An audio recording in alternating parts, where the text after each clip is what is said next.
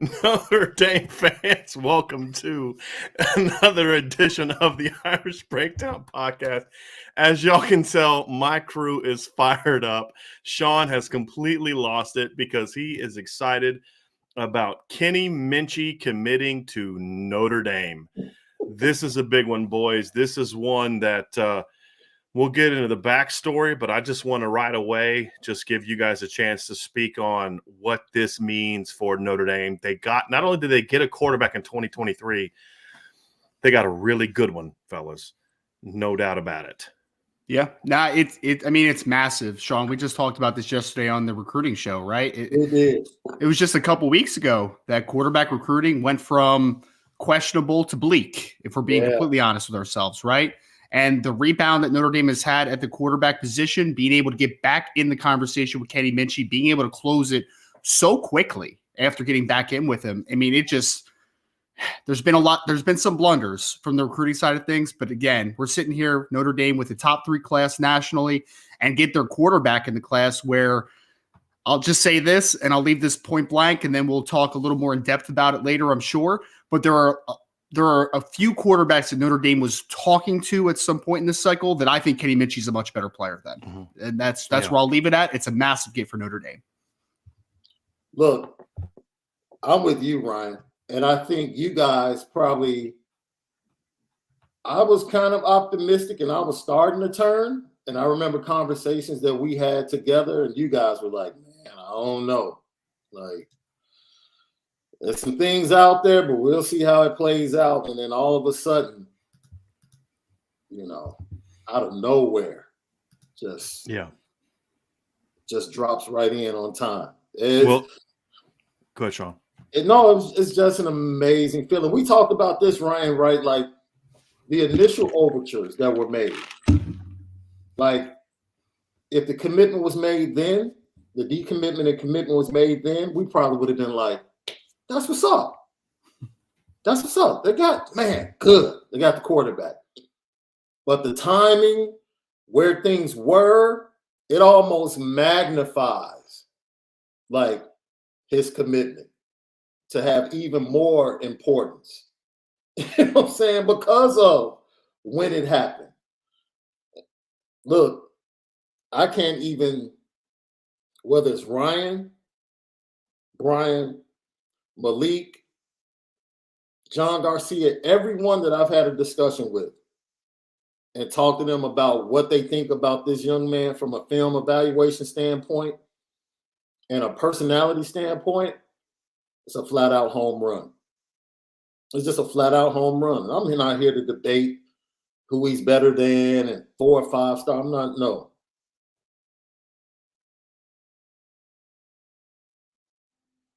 The key is that he's really good, right? That's the key. We're not going to get into he's better than this guy, not better than that guy. I like him better than Dante. You don't like him better than Dante.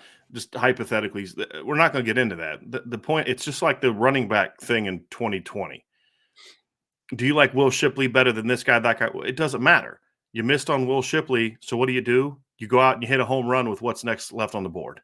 Yeah. And that's what they did. Yes, they missed on Dante Moore. That was their guy in this class. But just because that's the guy that they were like, hey, that's the guy we're going to focus on, doesn't mean that that's the only guy that this staff thought was a really good quarterback. And this is an incredibly deep quarterback year. And 2 weeks ago, it was looking like they weren't going to get a guy in the top 15 or 20. Yeah. Now they get a guy that's, to me, solidified in the top 10 of the quarterback room. So Kenny Minchey, obviously from Pope John Paul II in Hendersonville, Tennessee. He was ranked as the number 80 player in the country by SI 99, John Garcia. And, I had some work in that as well as far as the rankings for that. He's my number 81 overall player in the class. That's from my junior, like before the season rankings, not an updated ranking. Mm-hmm. So this is a big time kid, and a kid who made a big jump as a junior physically. That was the big thing for Kenny, is he made a big jump from sophomore to junior season physically, grew at least 1.5 inches, got stronger. He was a really good player as a sophomore in a COVID-shortened season, but he was small. He wasn't very big. He camped at Notre Dame, and they really liked how he played, but he just didn't fit the profile of kind of what they're looking for. His arm just didn't jump at him. He was accurate. He was smart. They loved all those intangibles. But then when he had that growth spurt, Sean, his game took off. And then, of course, Ryan, he refined himself even more now as a senior and had, a bit of a shortened season, but a very productive season still this fall. So the fact of the matter is you can spend all the time you want. This guy's better, that guy's better. Notre Dame needs big-time quarterback play. And this has been a trouble area. They went through a stretch where they had no issues with recruiting, and it was all development. In the last 5-6 years, there's been a lot of inconsistency from a recruiting standpoint.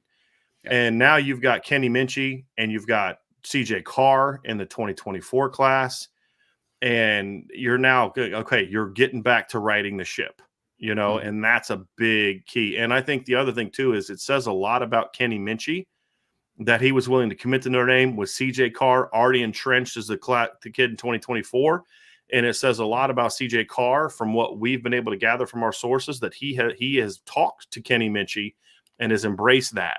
It says a lot about both of these young men, and that's where you need to be, right? Mm-hmm. That's where you need to be as a program where you've got these kids are going to battle their butts off, but they're also going to be right there beside each other to whoever's out there, I got your back. And so you need that kind of thing. But at the end of the day, the talent at quarterback, just the God-given physical tools of quarterback, in my opinion, haven't been great in recent years. They've had tough, gritty winner type kids like Ian Book, not an elite physical talent.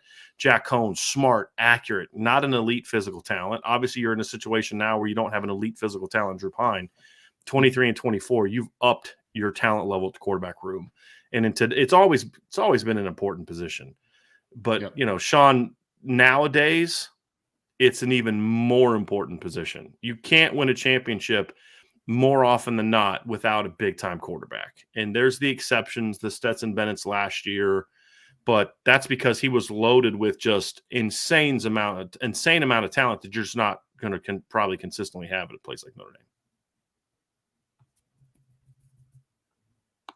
He was considered as one of the top 11 quarterbacks in this class, which is a great quarterback class. He made it to the Elite 11. The previous show, we talked about the heritage of that Elite 11 and how many guys, usually 6 of the 11, end up being really good quarterbacks in college. Of course, you have injuries, guys going to the wrong program, possibly getting connected to the wrong coach. There are a lot of things that can happen. But for the most part, the pedigree of those guys that make the Elite 11, they end up being really good quarterbacks. But this is something else we want to point out about Kenny Minchey. Do not get caught up. Because, Brian, you said this to me last night on the phone. Do not get caught up in stars and comparisons. Mm-hmm. Tell me the stars of the quarterbacks that have won the last 3 national championships. You got to get that 5-star guy, right, Sean? Got to get that 5-star guy, right? And look at Trevor Lawrence. Look what it did for Trevor Lawrence. I'm like, okay, cool. That worked for them. Trevor's a great player. But the guy that was every bit as good as him, if not better, the next year that won a championship is a kid named Joe Burrow, who was the number 288 overall player in the country coming out of high school. Yeah. The guy that won a championship the next year, who also had a phenomenal year, was a runner-up for the Heisman Trophy.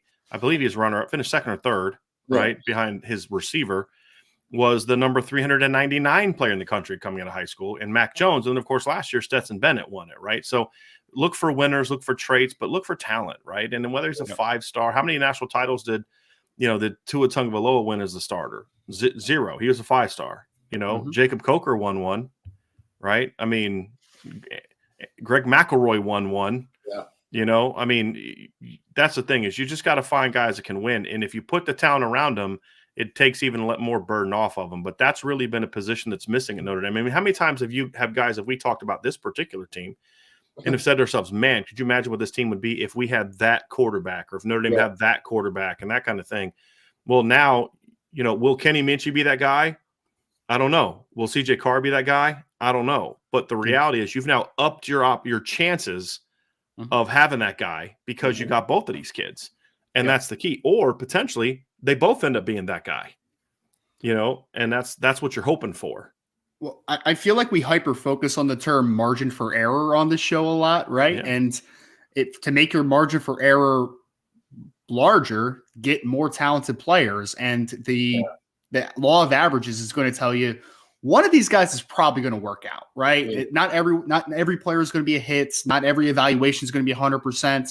But adding talent like a Kenny Minchey, like a CJ Carr, it gives you a higher probability that at least one of those players are going to be a dude. And to your point, Brian, if both of them end up being a dude, then you're in a situation where you start to build a pipeline, and more quarterbacks are going to want to come be a part of that because now they see Notre Dame can recruit that type of talent. Notre Dame can develop that type of talent.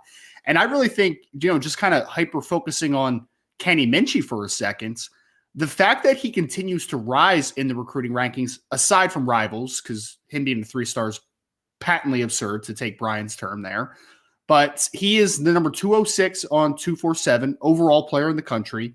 He's number 204 on On3, and he's number 182 on ESPN. Before the season, he was barely cracking the top 300 in these rankings, and he only played, I think, 4 football games this past year with the shoulder injury. So the fact that he had such a limited sample size, the Elite 11 that we keep talking about, the camp circuit, and the 4 football games, and he's still able to make that rise in recruiting rankings for people that obsess over it, tells you a lot of the improvements that he's made, because I've been very upfront about this. I mean, we've talked about this a lot recently, right, Brian? Like junior film, really liked Kenny Minchey. Yeah. I would have been very happy with junior version of Kenny Minchey to be in this recruiting class. The fact of the matter is, as long as Kenny's healthy, which we've heard that he is, it's not going to be like a long-term issue. It's at the sounds of it. Then he is a completely different player as a senior than when he was a junior. He's bigger. He's got a better base. He's stronger. You can see all those things now popping off. And he's working out of schedule, off script a little bit more as a senior as well, and making some plays on the run, in collapse pockets, doing all those little things that really separate good quarterbacks from great quarterbacks from elite quarterbacks. The step he took as a senior, I think, was massive. Notre Dame got a really good one. I want to say one thing, though, Ryan, real quick. He did start rising up the rankings before his senior season. So a lot of the rankings haven't really been adjusted post-senior season. I think On3 did one yesterday, which was just patently absurd, by the way. What is it not? They got a couple right, but some of the stuff is just flat out stupid. But they had Kenny Minchey in the top 250 area. I'm trying to remember where they had him, but they had him. They had him 204, right? So but like ESPN put him top 200 based on the Elite 11 in junior film. And then Rivals, who the heck knows what Rivals is doing with quarterbacks? So I don't have a clue. They have him as a 3-star. But he actually, and then SI 99 ranked him 80th. That was our summer ranking. So we haven't even done our postseason ranking. So you started to see it. But to your point, he jumped as a senior. Whatever that means for his ranking, I don't know. Now that he's committed to Notre Dame, for all we know, his ranking's going to go down with some people, right? And he's a 2-star now. Yeah, exactly. Rivals definitely going to drop him down.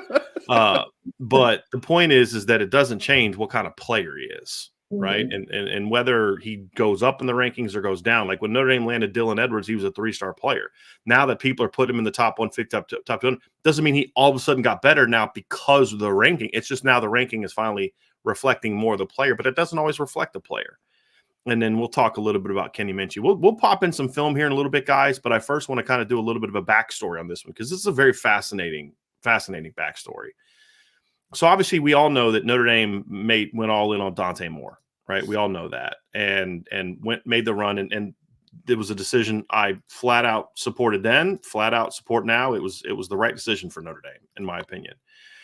And so Notre Dame goes out and does that, and we all know what happened. We don't need to get into that again, but it ends up that just doesn't work out. Notre Dame, Dante Moore, they all go in a different direction. It doesn't work out, right?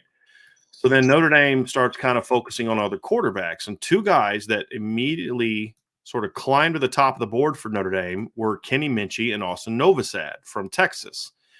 Now at the time, obviously, Novosad got a little bit more of a push because he was more open at the time. Kenny really liked Notre Dame, but at the time he was really he had given his word. He didn't want to decommit, where Novosad was just straight open. He was going on all these visits. He was looking. He ended up recommitting to Baylor, but he was genuinely open. And so that's why there was a perception. But I can tell you with 100% certainty, Ryan, and you know this because you and I had conversations about this at the time, there were people that I talked to in the program that thought Kenny Minchey was the better player. He was just less attainable.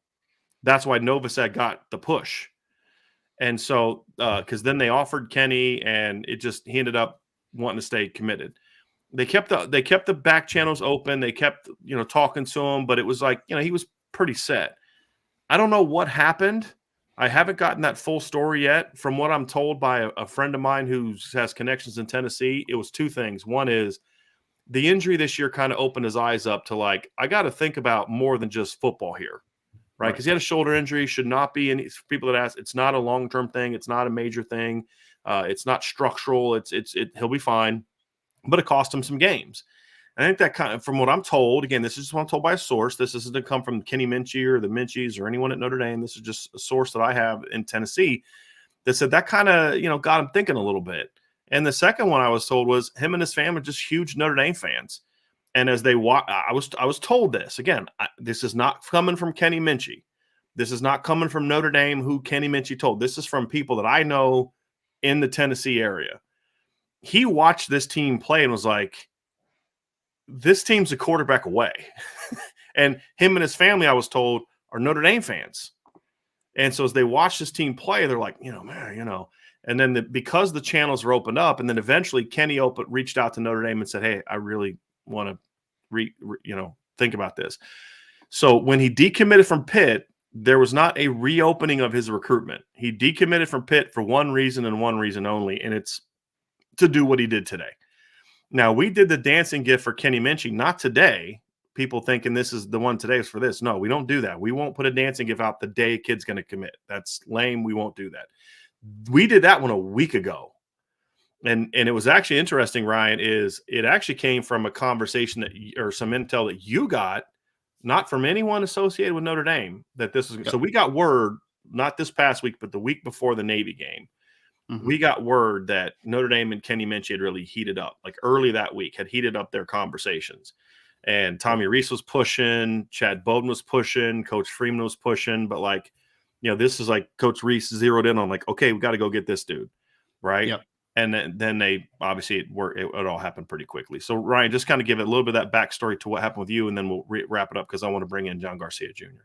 Yeah, well, I mean, obviously Kenny visited this past weekend. It was the weekend before. I had heard from someone on the Pittsburgh side of things that like, hey, just a tip here. We've talked to Kenny. Kenny is going to make the decommitments, and we think that he's going to be looking heavily at Notre Dame. So Pittsburgh became aware of this a couple days before Kenny opted to make the decommitment and then quickly set up the visit to Notre Dame. And, from everything that we've told, he did it with class, from that side of the conversation. And, they were very unfortunate because one thing that I don't think we've ever talked about, Brian, but Kenny Minchey was actually the highest quarterback recruit that the University of Pittsburgh has ever had. He was the highest recruit on multiple platforms that they have ever gotten. So it was a massive loss for them. But again, we had kind of gotten heard because Brian, leading up to that conversation, had heard like, hey, the conversations with Kenny Minchey have started again. They're, it's kind of a lot of interest on both sides of the coin, obviously. And then once I heard that, we were just like, oh, this is real, man. Yeah. Like this is a legit thing that's happening. And quickly we kind of went from bleak to very excited. It went from 0 to 100 in like a second. I mean, it really did. And just so people know, when we talk about ever recruiting, we're not talking about we're talking the rivals era, like the recruiting service era from like 02 on. We're not saying like Kenny Minchey was higher ranked than Dan Marino. There really wasn't a top 100 type of thing back in the 70s when Dan Marino was coming out. Just make sure people understand. Like, hold on a second, Dan Marino and this other in the recruiting rankings era. Correct. Yes. And of course, Kenny Minchey jumped in. So I want to bring in John Garcia Jr. from SI 99 because this guy right here, who you all know and love, and who now has a show. If you're not aware, John actually has a weekly show that we've launched on the CFB Nation channel, which is called The State of Recruiting. He covers national recruiting, and then lately he's had some Notre Dame focus because Notre Dame's been in the news with the top class, and of course with this one, John, you guys at SI99 were the first ones to really make the Kenny Minchey push. And, when others were kind of putting him into the top 200 and low 100s, like 180, 190, y'all went full in and said, this is the 80th best player in the country. You watched the film, you saw him in person. John, what was it for you that said this kid is without question, not only one of the best quarterbacks in the country, but one of the best players in the country? Well, there's really not a lot to knock here. I think we cover this 12 months a year and we get infatuated by certain things and certain traits, which is great, right? It certainly sparks conversation. But on the flip side of that, when there are prospects who kind of check every box, it's really hard to isolate one trait on the positive end, and on the negative end, it's really hard to kind of knock anything. So I think we fall in love with with what's special and rare in terms of a physical trait. And while Kenny doesn't maybe have any one of those no-brainer viral kind of tendencies, everything else is just right there. So we saw that on tape. 4-year high school starter, things that we love, right? We love the floor. We're high floor evaluators, if that makes sense. And then we saw him. And I think that's when it started to really turn. We saw him in the spring at maybe the hottest Elite 11 regional I've ever been to. Players were puking out there. And there was Kenny Minchey, just kind of there, consistent, never missed a beat, never complained, never said a word. And he outthrew that day Nico Iamaleava. Honestly, him and ironically now, him and CJ Carr were kind of the two guys at that camp that just captured your attention. A bunch of other players were there. Walker White in 2024. In 23, Marcel Reed, the Ole Miss commitment who we really like. Chris Parson was there. It was a loaded Nashville regional, and Kenny Minchey just was kind of the steady guy. So he kind of captured my attention in that regard because we love the tape. We love what he's put out publicly, but then seeing him personally, I thought really enhanced that evaluation. That was before we came out with the 99. And then we went to LA and saw him at the Elite 11 where it was a 1-to-1 with all the other big arms, right? Iamaleava wasn't at the finals, but he outthrew him by far at the regional. And then in the finals, I mean, he finished number 5 for us throughout the entire 4 days or 4 workouts. I actually just pulled up the article here. So we rank kids every single day, all 20 kids based on their performances that day, not a cumulative kind of, who was the hottest name coming in kind of thing. It was just about those performances. He never finished lower than 9th. Day 1, he was 9th. Day 2, which is the pro day where we keep accuracy scores, he finished 7th. And on the 3rd day, it was an accuracy gauntlet, which was really designed to wear you out in terms of a lot of targets in very short order, different distances, different trajectories. And that was also the hottest day of the Elite 11 in LA. He finished 5th that day. So overall, we did a composite where we basically just took an average of the 3 days, and Kenny Minchey finished 5th in the Elite 11 over a bunch of big names, right? Every other big name that you can consider in this class outside of Nico and Arch Manning. Kenny, did better than.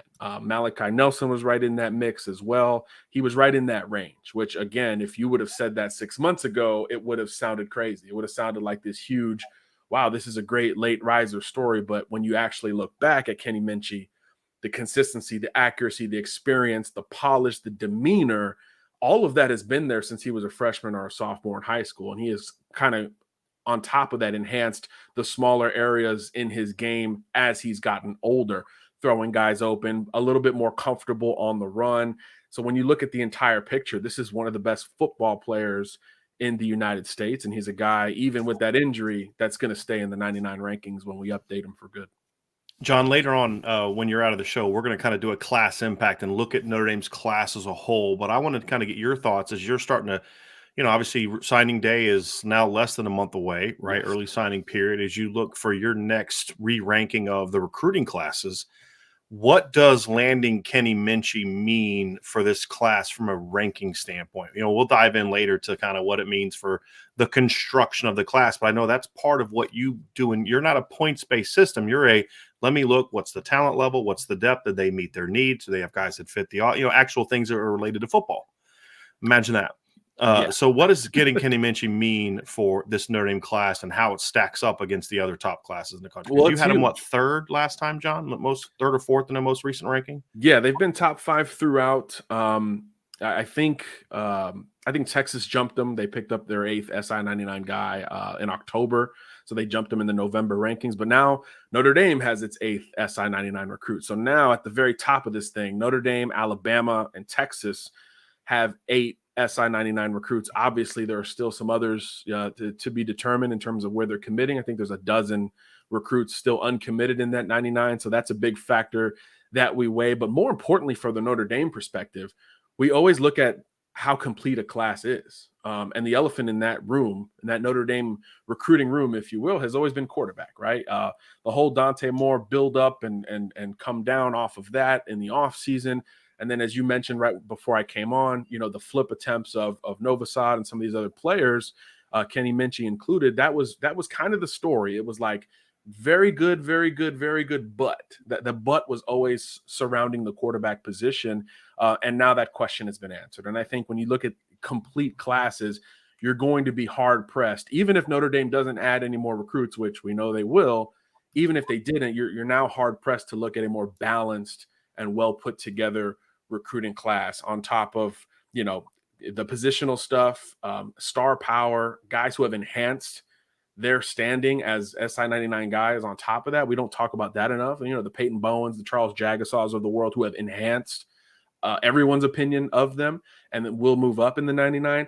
All that stuff projects very well for Notre Dame at the very top. And it's not always about just the star power and the balance, but addressing team needs on top of that. I think that's really important to look at here. And obviously, with what is still ahead for Notre Dame, they're going to have an opportunity to hit those marks and leave basically questions unanswered. They're not going to leave questions unanswered, I should say. So I think that is the mark of an elite recruiting class. And that's why this is going to be, again, tough to beat when all is said and done. This will be, I would imagine, this will be a top 3 class when all the dust settles, both in December and eventually in February, because of those marks that Notre Dame has hit. But again, Kenny Minchey answers the biggest question all year. All year we've had surrounding Notre Dame, and really it extends right to Marcus Freeman, to Tommy Rees. It extends to all those guys. And I think that's where the impact is immediately felt. But long-term, the balance and the overall juice of this class, it just feels different at Notre Dame. I think we should now start to talk about the Irish when we talk about, Georgia and Alabama and Ohio State and recruiting. They're the new one that should stay in that conversation when we start talking about the elites, because the turnover from Kelly to Freeman and an enhanced recruiting level on top of that, despite some on-field struggles. I mean, that's really, really fascinating. Something I know we talked about a lot on the Lucky Lefty pod the other day. Really fascinating to see how the ebb and flows have affected Notre Dame in this class. But when the dust settles, it's going to look pretty darn good. I want to say this too real quick. SI-99 had Kenny Minchey ranked ahead of Jackson Arnold. I know he's a kid that's got a very wide ranking as well, like Kenny Minchey, but they did have him ahead of Jackson Arnold, which again, not Jackson Arnold still in the SI-99, but Kenny Minchey was higher, which puts a little bit into perspective. And just before we let John go, the looking at the kids, this is the pre-senior season ranking, so it does not reflect the kind of season that Peyton Bowen and Jagasaw and other players have had. This is the pre-senior season ranking that we saw Peyton Bowen number 34 overall, Charles Jagasaw 47, Drake Bowen 51, Jaden Alsbury 60, Braylon James 72, Kenny Minchey 80, Jaden Greathouse 83, and Micah Bell 89. And I will be pounding on the table here in a month about adding Jeremiah Love into this conversation as well with the senior season that he's having. But, John, I want to thank you so much. I know you have a bunch of other commitments, but John was very nice enough to jump on here for a couple minutes.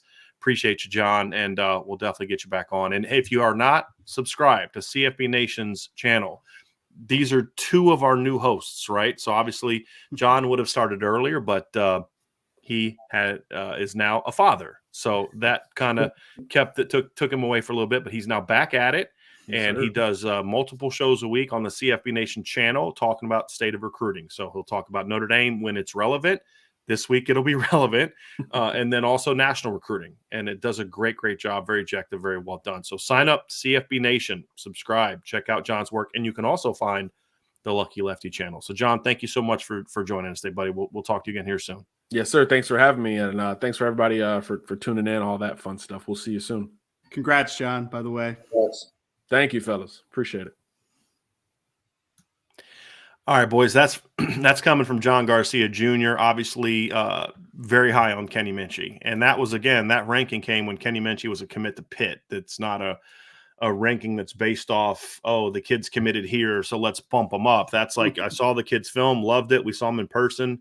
It was even better than the film. And so this is a kid that we've got to make a run at. And now he is committed to Notre Dame. So big time pickup. And guys, I could understand somebody not having him in the top 100 just because he doesn't have some of the physical tools you look for. He's not 6'4". He's not, although he's gotten taller. I mean, I was told he measured a little over 6'2" at Notre Dame. So he's grown at least 2 inches in the last year and a half and really starting to fill out. There's a picture from the visit where he's standing next to Drew Pine, who's in cleats, and he's like towering over Drew Pine. Yes. You know what I mean? So I think that's a big thing is he's really filled out that size. Yeah. And that's been really big for him and big for Notre Dame. And Brian, I know that everyone I keep using the word hyper focus on this podcast today. Excuse me for that, but everyone talks about the Dante Moore fiasco and the saga that kind of went with that, Sean, right? But I think that Kenny Minchey, in a lot of ways, he brings a lot of the same attributes that we were all such big fan of Dante Moore and what he could potentially bring to Notre Dame. And it's not a 1-for-1 because each player is their own individual athlete and individual football player. So it's not a direct 1-to-1. But I mean, when you're talking about the ability to get the ball out quick, to get through your progressions, to be accurate with the football, to do some stuff off script that kind of takes you off guard a little bit.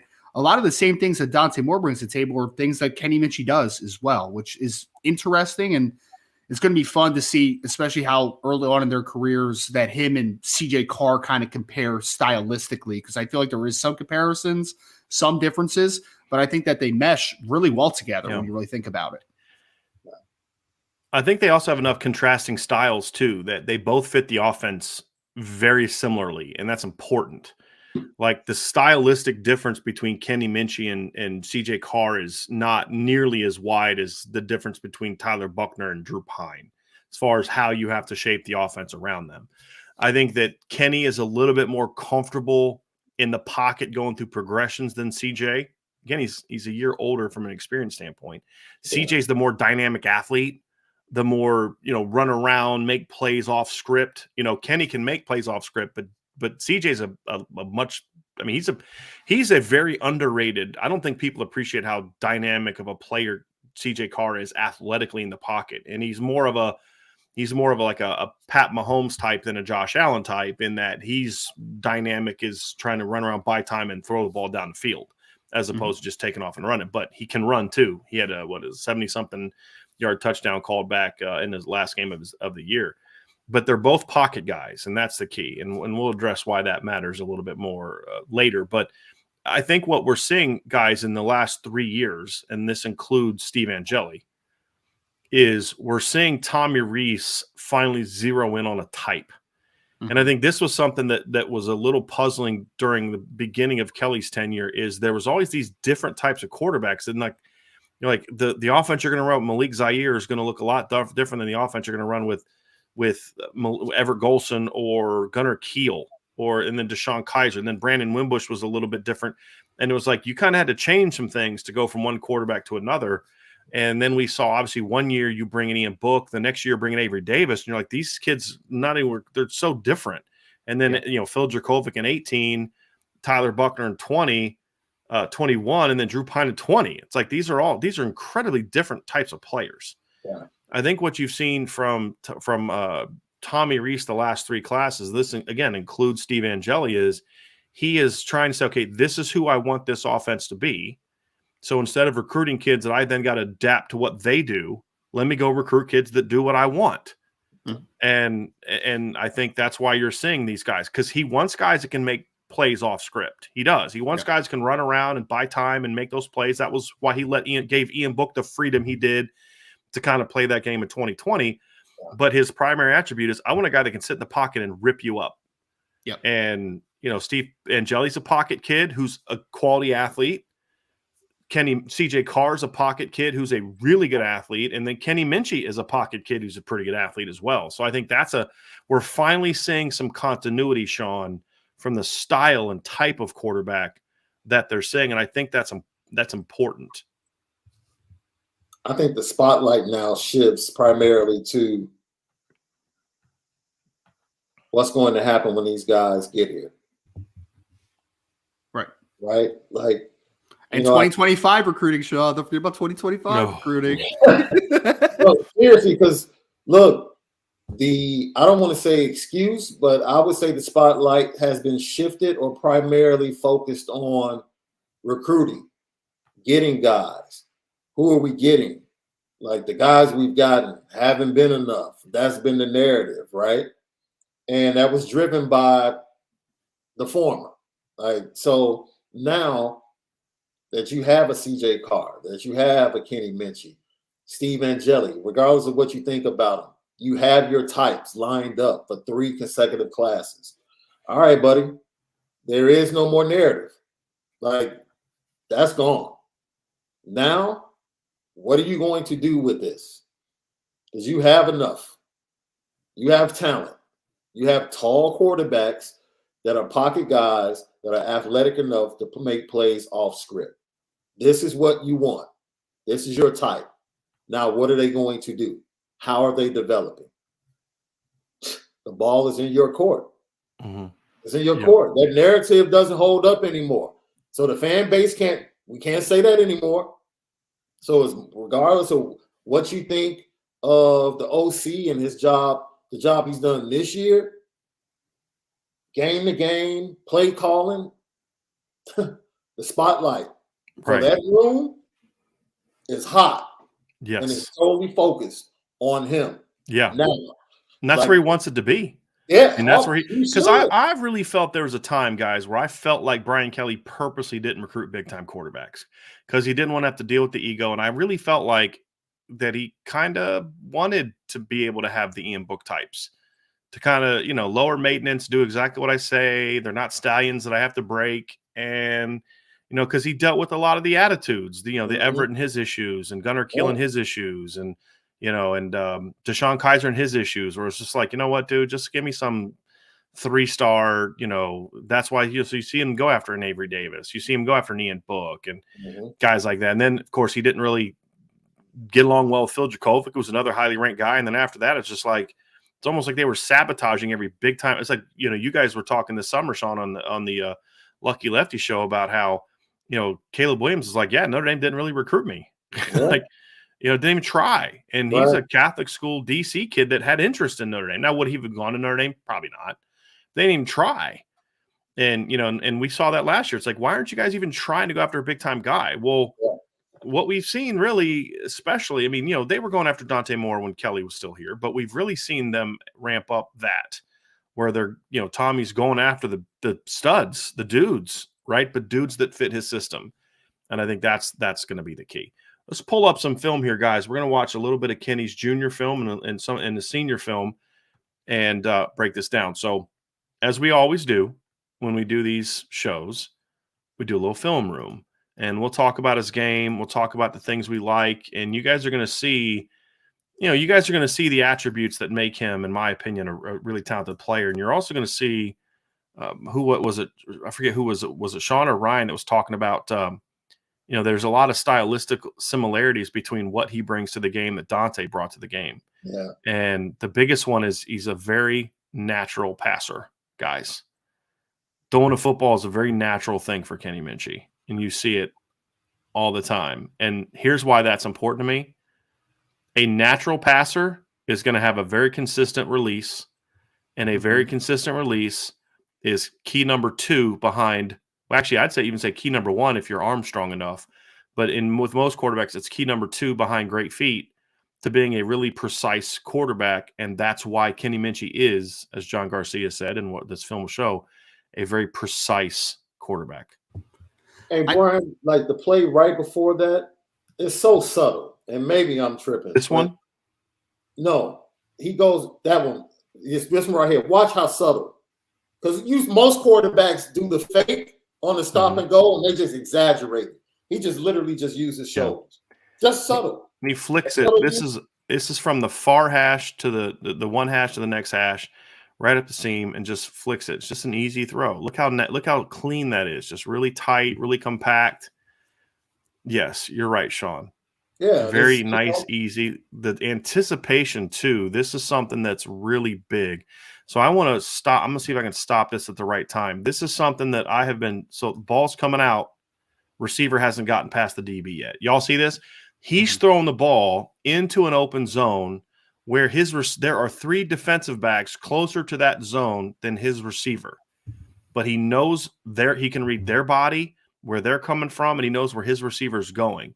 This is something we've complained a lot about at Notre Dame, where with Ian Book, we complained about it with Drew Pine, where, the anticipations are there. This is partly what made Jack Cohn so good, is even though he didn't have elite physical tools by any stretch, is he knew the offense and he knew where to throw the ball. The anticipation that Kenny Minchey shows, this is junior film, and then just dropping it right over that outside shoulder over the top is just a thing of beauty. That's that mental acumen.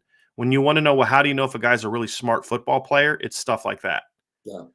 Where he's throwing guys open, not waiting on guys to come open. And you see him do that. There's another example. He throws this ball. This guy's not open when he throws his football, but he knows he's going to get open where he throws the ball. And I always compare it a little bit to a pitcher, Brian. When we're talking about the release point that he has, and you talked about it, right? It's very consistent. Everything looks the same. And when you're a good pitcher, you want your fastball and your changeup and your curveball to look the same coming out of your hand so that it's difficult for a hitter to kick up on. Think about that as the defensive side of things now. The thing that I love about Kenny Minchey is that he does what I call changing arm speeds a ton, right? It's the same release point, but he's able to take a little bit off, put a little bit on. And I think when we get to the senior film, everyone's going to kind of see, I think that he really took a step forward from just velocity, hitting some in-breaking routes, out-breaking routes, but the trajectory and the changing of arm speeds and the different touch throws that is on film as a senior were on film as a junior. Those things were all there. It's just physically he matured, obviously, from junior to senior year. Right. And the thing that I love about his junior film, Ryan, is you see so much of the mental part where his arm isn't quite as strong as it ended up becoming, which we started to see this summer at some of the Elite 11 stuff. He was throwing with a lot more juice than he had been. But this is another example of this. If he waits at all on this throw, it's getting picked off. His timing is anticipation. Then also the other thing is if he leads this guy gets destroyed. Yeah. And it gets picked off. The ball placement here, that when we talk about accuracy, to me, accuracy doesn't have a lot to do with completion percentage. You can be a not overly accurate quarterback and have a high completion percentage depending on the system you play in. And you could be a guy that's very accurate, but if you play in a downhill vertical passing game, you're not going to be a 70% passer. Ball placement is what I mean by accuracy. Accuracy doesn't always mean hitting a guy in stride or out in front of him. If he throws this ball, what would be considered an accurate pass, it's picked. This ball has to be on this guy's back shoulder, and he puts it on him perfectly. Or your wide receivers in the hospital as well, right? To your points. Right. This ball's got to get over top of a linebacker. So he puts it right over top of a linebacker with some zip. Guy goes up and gets it. Throws in rhythm. I mean, just look at him. I mean, just fitting the ball in between dudes. He just knows when guys are going to come open. This is another ball. He does not throw this ball when the guy's in the open hole. He throws the ball before the guy gets in the open hole. And it's a very important piece of this, fellas. He just, bam. He's one of those kids, Brian, that sometimes you see the quarterbacks at some smaller levels that also have to play defense, so they understand where zones are going to open up. And obviously that's not in Kenny's case, right? Like he's a true quarterback. He doesn't do that type of stuff. But he just has an innate understanding of this is where I'm attacking. This is the hole. Where are the defensive players as far as what coverage are they playing? Where is the hole going to be closed? Where is it going to be open? So I know where I have to take something off, where I have to hit a certain window. He has a really good understanding because I think most of his throws, you'll see if it's like an underneath zone coverage, he has a feathery touch to kind of work over the second level. This right here, Ryan, is my favorite throw from Kenny Minchey. This is the one when I was talking to y'all last week. This is the throw I was talking about. Yep. There is nothing fundamentally sound about this as far as how you would teach a guy. He doesn't step to the target because he can't. He sees the guy coming open, and if he waits and turns his hips and his feet, he's going to throw it out of bounds. He throws that ball into an open zone, and with a different arm angle, he's got to drop his arm angle to get it out and throws it into the open zone and lets his receiver run to it. That's and he does it against, you can see it. He does it against the defender. He sees the defender and then throws it away from him. That's great. He's got a great mind for the game. When I talk about that, that's an example. He reads the defense. You can see him just working, watch him working his head through the progressions, right? He's going there. Nope. Bam, come back. Okay, there we go. Let's throw into that open zone. And he gets the ball out. And just his feel for the game. And look, when we talk about guys that have those are the things you look for, right? Yeah. Like when NFL people are talking about Mac Jones, I can promise you no one was sitting in a scouting room saying, yo, this kid's got an arm that reminds me of John Elway. Boy, this kid's as athletic as Randall. Nobody was saying that. He had none of those traits. But you're like, man, this kid's mental IQ is off the charts. His anticipation, his accuracy. What I would say about a kid like Kenny Minchey is he shows that type of game as a young player, but he has better physical tools than a Mac Jones had coming out of high school. And that's the exciting thing about it.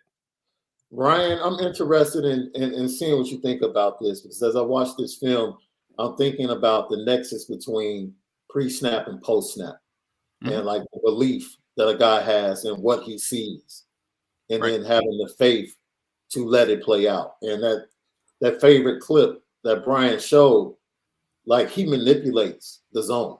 Like he looks left first. It's almost like he knows he wants to go right, and he manipulates everyone left and then just flips it. Believing in what he saw pre-snap and what he saw post-snap, and just took his time and knew that's where he wanted to go. And that's amazing. Like, this is his junior film. Like, this is junior film. And to see a young man like that, we can talk about accuracy and the physical traits, but just the mental aptitude for the position. Like, he's a quarterback. He's not an athlete trying to play quarterback. He's a quarterback who happens to be somewhat athletic. Absolutely. Yes. And, just talk about that a little bit, Ryan, because you break down the film all the time, just the nexus between pre-snap, the post. I don't know what happened to that. First and foremost, Sean, I think that Kenny Minchey's watching some of my flag football highlights, and I think he's stealing some of my throws. But it's a great point, though, Sean. I mean, it really is, right? When people talk about the ability to processing, I couple that into two things, right? One is the pre-snap processing, which, okay, I see where my safeties are aligned. I see where the second level defenders are aligned. I see where the cornerbacks, what leverage they're playing. And I have in my mind, it's probably one of two coverages, let's say, right? Like I see too high. My mind goes, hey, it's some form of cover 2 or cover 4. Like that's probably what my mind is telling me, right? So you can tell the processing of a pre-snap as soon as the quarterback gets his eyes down the field. Where his eyes go tell you what he thought it was pre-snap, right? Based upon what route concept they're running, pre-snap, that's the progression. Yeah. That's the processing. But then to your point, a lot of teams, not as much high school teams as you'll see at college and then to the NFL, they disguise coverages, right? So they're going to line up and let's say a too high shell, and then they're going to rotate a guy down, and then all of a sudden it becomes cover 1, cover 3, a combination coverage, whatever it is. And that's what separates the good quarterbacks from the really great ones, in my opinion, right? A lot of quarterbacks can see that pre-snap stuff, and if it's open, they can throw to it and they can hit it. But the post-snap processing, when things change abruptly, the ability to get through that process so quickly and say, oh, they rolled to 3. Now I know this is where I need to go. This is the hole that I need to attack. This is where my process now turns to. That's something that you see on Kenny Minchey's film right now. Like his processing is at a very high level right now. Again, we're looking at the junior film. Senior film, I thought was even the processing was always on the junior film. So the senior film continued those traits. But then when you couple the fact that, hey, he got bigger, he got stronger, his traits are now at a much higher level than they were as a junior, then you're kind of like, I think John said it perfectly, right, Brian? He said, what is he missing, right? Like, where's the hole?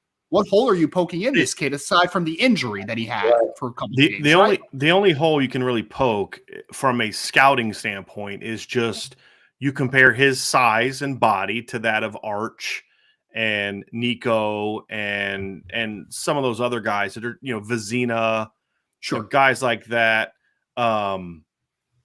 It's a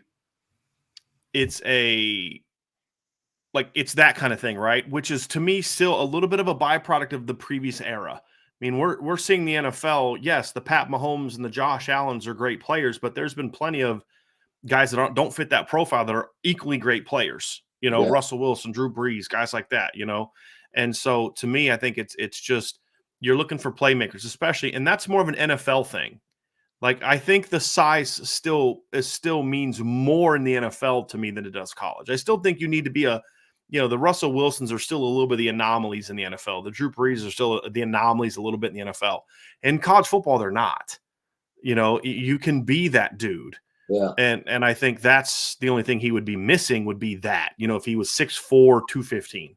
You know, and I think the other thing that you say, what's he missing, is if you're someone who's looking for a guy that's more of a runner, he's not that. He's a chain mover. He can scramble. He can step into a pocket and run for 15 yards. He's not Tyler Buckner. He's not CJ running Carr, power read and that type of stuff. Right. I get that. Can you run 3rd and 4? Can you run a read zone? If teams are collapsing the backside and have him pull it and run for 15 or 20, darn right. Is he a kid that can get out of the pocket and scramble and do some things we've seen Drew Pine do this year? Absolutely. 100%. You know, and so he brings that. But again, that's not what Tommy Rees is looking for. Would Tommy Rees love to have John Elway? Everyone would, right? A guy that can run and, you know, would he love to have that kind of unique player? Sure, everybody would. But ideally, the thing that's most important to him is I need a guy that can sit in a pocket and rip you up and run my offense, go through progressions, read the whole field. You can maybe say, hey, you shouldn't do that, whatever, but he's recruiting guys that can do that mentally. And I have heard a lot. We heard a lot from the first time we started hearing about CJ Carr. One thing we heard is this is one of the smartest young quarterbacks you'll ever meet. I've heard that many times. And you're not surprised when you consider what he grew up around, right? Sure. Well, we're hearing the same thing about Kenny Minchey. So, right, isn't this what a good coach should do? I actually want to run the offense that I'm running. I want to run a pro style offense with a lot of different concepts. Okay, well, go get guys that can do it then. And that's what Tommy's doing. He just signed arguably the highest football IQ guy in the 23 and 24 classes. Are there guys with better arms? Yes. Are there better athletes? Yes. But again, this is what recruiting to your system is supposed to look like. And as we pop up the senior film, I think you're going to see even more of that because, as you said, Ryan, you're going to see a little bit of an uptick in velocity from his senior film. And you also see a kid that first clip, you see this kid grew. You can see that from the first clip. This kid got taller. So, and then guess what? He's back to throwing dimes. You know, that didn't change. So, and that's the that's the athleticism we talk about. He's going to use his athleticism to make a throw. You know, now, I thought right there, that's very Bryce Youngish. Mm-hmm. And I'm just the ability to move out of the pocket. But when you move out of the pocket, you're just really trying to find a lane. Keep your eyes open. Get the ball to your guy. Keep it. For y'all got to understand when Sean talks about comparing someone to Bryce Young, that's Sean's dude in college football right now. It's a great player, man. It's a great player. I'll say this too, throwing a little bit of kind of a clap to number 10 on his offense as well. As a good football player, by the way. I don't know if you guys noticed him in the clips. No, he's I'm a too busy really rocking good this wide quarterback receiver that's balling out. Yeah, Sean, back to what you were saying though is get back to what before I interrupted you, what you were talking about in regard to, you know, just keeping your eyes open as you move. You know, because again, what do you want to do? Keep your eyes down the field, not on the pass rush. That's a hard thing to do, Sean. You know that. That's important, but there's something else. He became a dude. And I go back to the evaluation that Malik had when he was watching him. He said, dude, he moves amongst other great players as a dude. Mm-hmm. Like, he didn't take a back seat because he was around Malachi Nelson, Jackson Arnold, and the other guys. No. He felt like he deserved to be there. And he walked around like he deserved to be there. That's the type of mentality he has. I think I look at his senior film in comparison to his junior film. It's almost like everything's the same, but he just has a different swag. Mm-hmm. He just had now he's like really believing, like, yeah, I've grown a little bit. I'm coming into my own. Now I'm really that dude. And so this is what Notre Dame is getting. A guy, look, I said this, and people might disagree. I'm like, yo, he's not coming in with the mindset of red shirt. Mm-hmm. Like, he's not. He might end up red shirting, but that's not the mindset he's coming in with, right? My guy, when he got to Alabama, he wanted to start. He competed to start and got beat out by Mac Jones. He pushed Mac Jones. Mm-hmm. And it made him better. But he didn't come to Alabama saying, okay, I'm cool sitting and waiting a year. No. He has the mentality like, look, like you said, man, I'm watching this team and they're a quarterback away. Well, who do you think he thought the quarterback was? He wasn't thinking CJ Carr or any, No. Yeah. Real quick too, Sean, is to your point though, you're seeing a lot more of this in his senior film. A lot more of this stuff in his senior film. Yeah. This off script, getting outside, having to throw out of the pocket, but he's still, like you said, though, he's looking to get rid of the football, but he'll run if he needs to, but when he moves around, it's to get rid of the football. It's a heck of a ball right there. Well, Brian, just flicks it 45 yards off his back foot, by the way. How I would qualify it is this kid is because people kind of get this misinterpreted sometimes. They start talking about the off-script ability before they talk about the in-script ability, right? You have to be an on-script player, and then what you do off the script turns you from a good player to a great player to an elite player. Like, that's a separator, right? But what I think we saw from Kenny Minchey as a senior is that he already had the on-script stuff, right? He was already accurate. He was already a very smart player. He went through his progressions. But I think as a senior, he got bigger, he got stronger, he got more comfortable with his ability as an athlete and working in those out-of-structure situations, because you saw him a lot more on the run, work in the pocket, maybe buying an extra second that he wouldn't do as a junior. I think the physical tools just took a big step up from junior to senior film, but he already had the baseline of being a really good on-script player that can make things happen in the pocket with poise, with precision. And you're seeing an evolution, I think, of a quarterback from junior to senior year here. This is tremendous ball placement right here, by the way. That's so, yeah. Because again, Ryan, if he leads this guy, it's either a pick or his receivers in the hospital. Somebody get a gurney. Or both. Or both. Yeah. Yeah. Somebody get a gurney. Yeah. No, I'm sorry. It's just a little bit of a nothing to lose reference there. But and if we're going to nitpick, the one thing that drives me a little crazy with Kenny Minchey, just a little bit, is when he does get outside the pocket, the ball gets a little loose, right? A little loose, but that's teachable. That's teachable. Yeah, it does. It does. He gets a little, but that's a lot of young quarterbacks though, right? But here's what happens. First time he's in practice and he's running around and Josh Burnham hits him from behind and knocks that sucker out. Strip sacked, yeah. I think I'm on a different world now. I'm not playing against cats from, Tennessee private school league. I'm facing some dudes. Yep. And I think that's why he came to Notre Dame, right? You don't come to Notre Dame thinking I'm going to be the big fish in a small pond. He wants to be a big fish in a big pond. That's what he wants to be, right? It's not. He doesn't want to be a small fish in a big pond or a big fish in a small pond. He wants to be the big fish in a big pond, and that's what you're looking for. That's what you're looking for. So let's talk about. So now we break down the film. Yeah.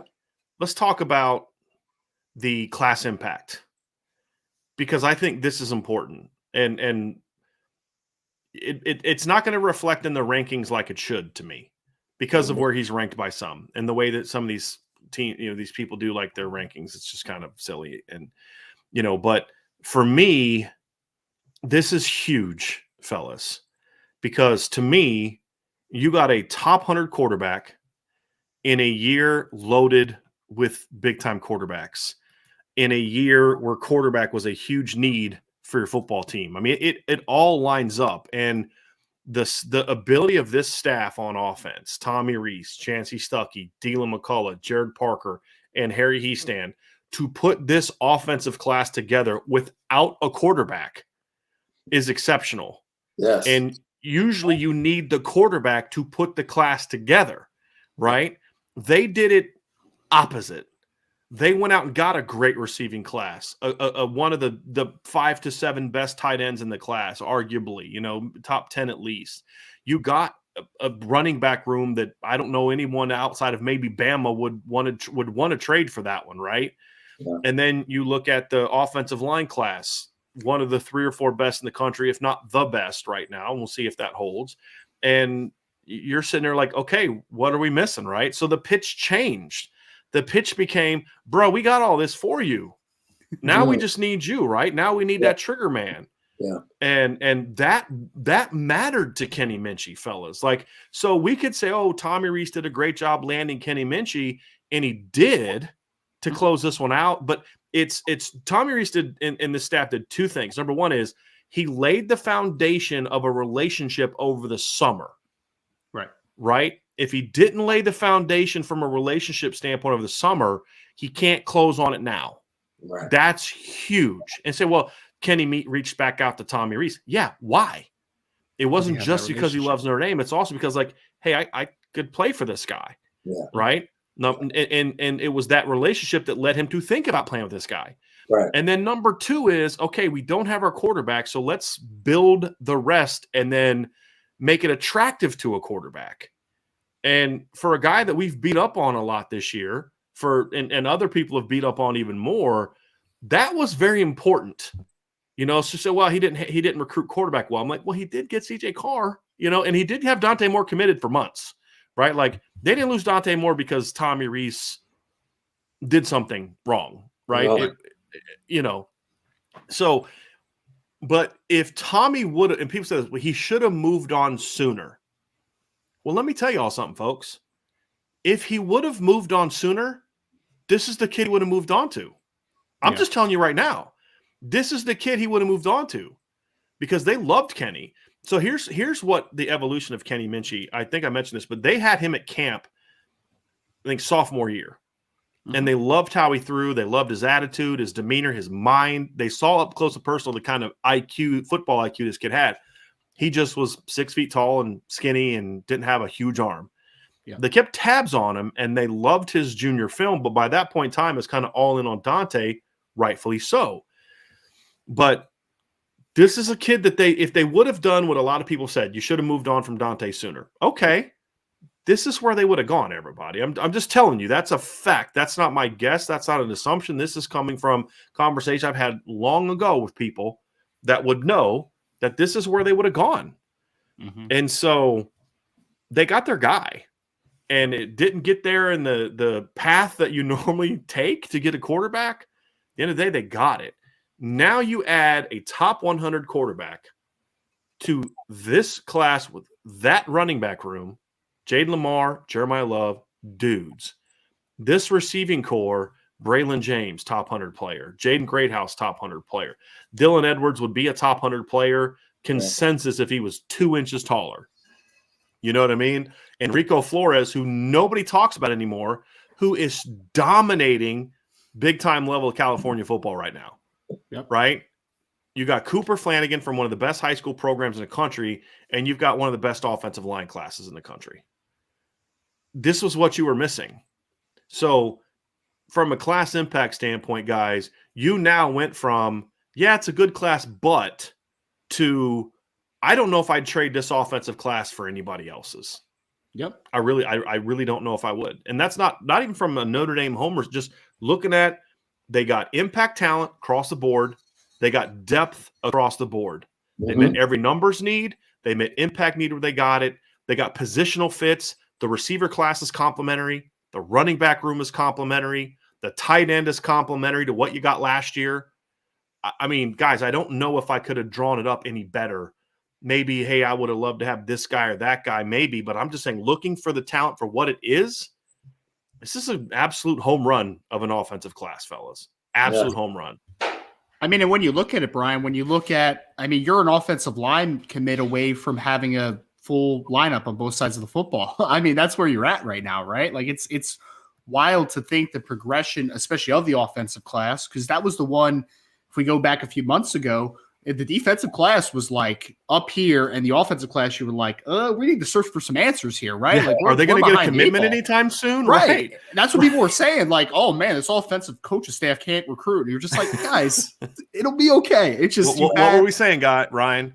Come on now. Let it play out. Go. Yes. And I mean, and when we really think about it, and we talked about it then, Marcus Freeman was the defensive coordinator, right? So that rollover gives you an advantage on the defensive side of the football from a recruiting perspective. I mean, that was just a natural thing, right? Yeah. So when we look at where Notre Dame has now come from this point, you could argue, I mean, they have a top 3 class on every major recruiting platform. Yeah. And they have gotten there, to your point, Brian, doing it the hard way. Getting a quarterback last is harder than if they would have gotten one early and been able to sell the vision of your quarterback playing with, Braylon James. Braylon, you want to go play with that kid, right? Jaden Greathouse, you want to go play with that kid? You want to protect that kid? The kid's really good, right? You sold it the complete opposite way, which is a testament to the coaching staff. I mean, you mentioned it, right? The NIL era, first year with a new coach. All the obstacles that you have generally from a Notre Dame perspective on the recruiting trail, the disadvantages you have, Notre Dame still is able to close on what is potentially a historic class. They're not done yet. They're not done There's yet. still another offensive spot they're trying to fill. Well, actually two. Because they want to get Caleb Smith at receiver and they want to get Christopher Terek at offensive line. They got to close there. But I think the other thing too, guys, is that I think that narrative, I didn't even think about that, Ryan. I kind of had forgotten about that constant narrative of the offensive guy's going to do anything. Yeah. Are they going to land anyway? They got Cooper Flanagan and it's like it, right? And they had like Cedric Irvin Jr. and Cooper Flanagan, and that was like it. That was it for a long time. Yep. Mm-hmm. And now you look at the SI 99, they have 8 players in the SI 99, guys. 4 of them are offensive players and 4 of them are defensive players. But here's the thing. We've seen Notre Dame land 3-4 top 100 guys in there, but it's always an offensive lineman and tight ends. It's a quarterback, 2 receivers, and an offensive lineman. And as I said before, when we sit down and have our SI 99 rankings, believe me, I will be shouting loudly about Jeremiah Love needing to be in that top 100. Believe that. You know what I'm saying? So, and then Jaden Lamar is a guy that nobody's talking about who's having a monster senior season now that he's come back from an injury, where he's being overshadowed because of how good this class is, where in other years we're talking about Jaden Lamar being one of the best players in your class. And now nobody's talking about him. Nobody's talking about Rico Flores. If Notre Dame would have flipped a Rico Flores late last year's class, people would have been doing backflips. Yeah. You got a borderline top 100 receiver. Rivals has him right outside top 100 from California who puts up big numbers against that schedule. He had Ohio State, Georgia offers. Oh, wow. But because he was in a class with Jaden Greathouse and Braylon James and all these other guys, nobody's talking about him. That kid's a baller. You know what I mean? And here's the big thing too, guys, is recruiting rankings aside, this was needed. Looking at the Notre Dame football team at 23 and 24, they needed dudes that could come in and play within their first 2 years, if not their first year.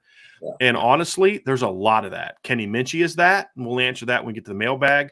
Lamar and Jeremiah Love are that, and all the receivers are guys can come in and play year 1 and year 2 without question. Yeah. I think the only guys that are going to need some time are just typical, like the linemen. You want to get Sam Pendleton and Joe Otting and those guys some time to develop. But even there, you got guys that, Sam Pendleton physically is going to be ready to play by his second year. Really by his first year. He's got to get in shape, and, all linemen have that adjustment, right? That's not a knock on Sam Pendleton.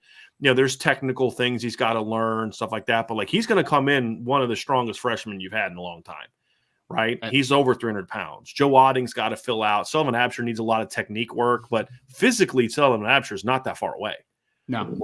Charles Jagasaw could come in and play right away if he can figure out the offense and the technique part of it. But physically, that kid can come in and play right away. Cooper Flanagan physically can come in and play and be your number 2 blocking tight end next season if the need is there. There's no question because of the size and strength and athleticism he brings. So that's the other thing, guys. It's not just rankings on a piece of paper.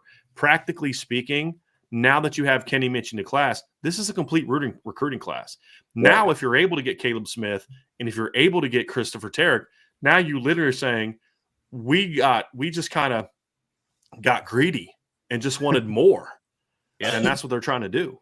And I would argue that Caleb Smith is a need. I would argue that based on what the current receiving depth chart looks like and his unique skill set, I would argue he's still a need at this point in time. But still, it's like, oh boy, they've done a heck of a job putting this class together, guys. Without, I'll say it again, without a quarterback.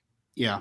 And I know early in this process, we talked about, hey, the focus for Coach Freeman and his staff is you want to get longer and you want to get more athletic at every spot, right?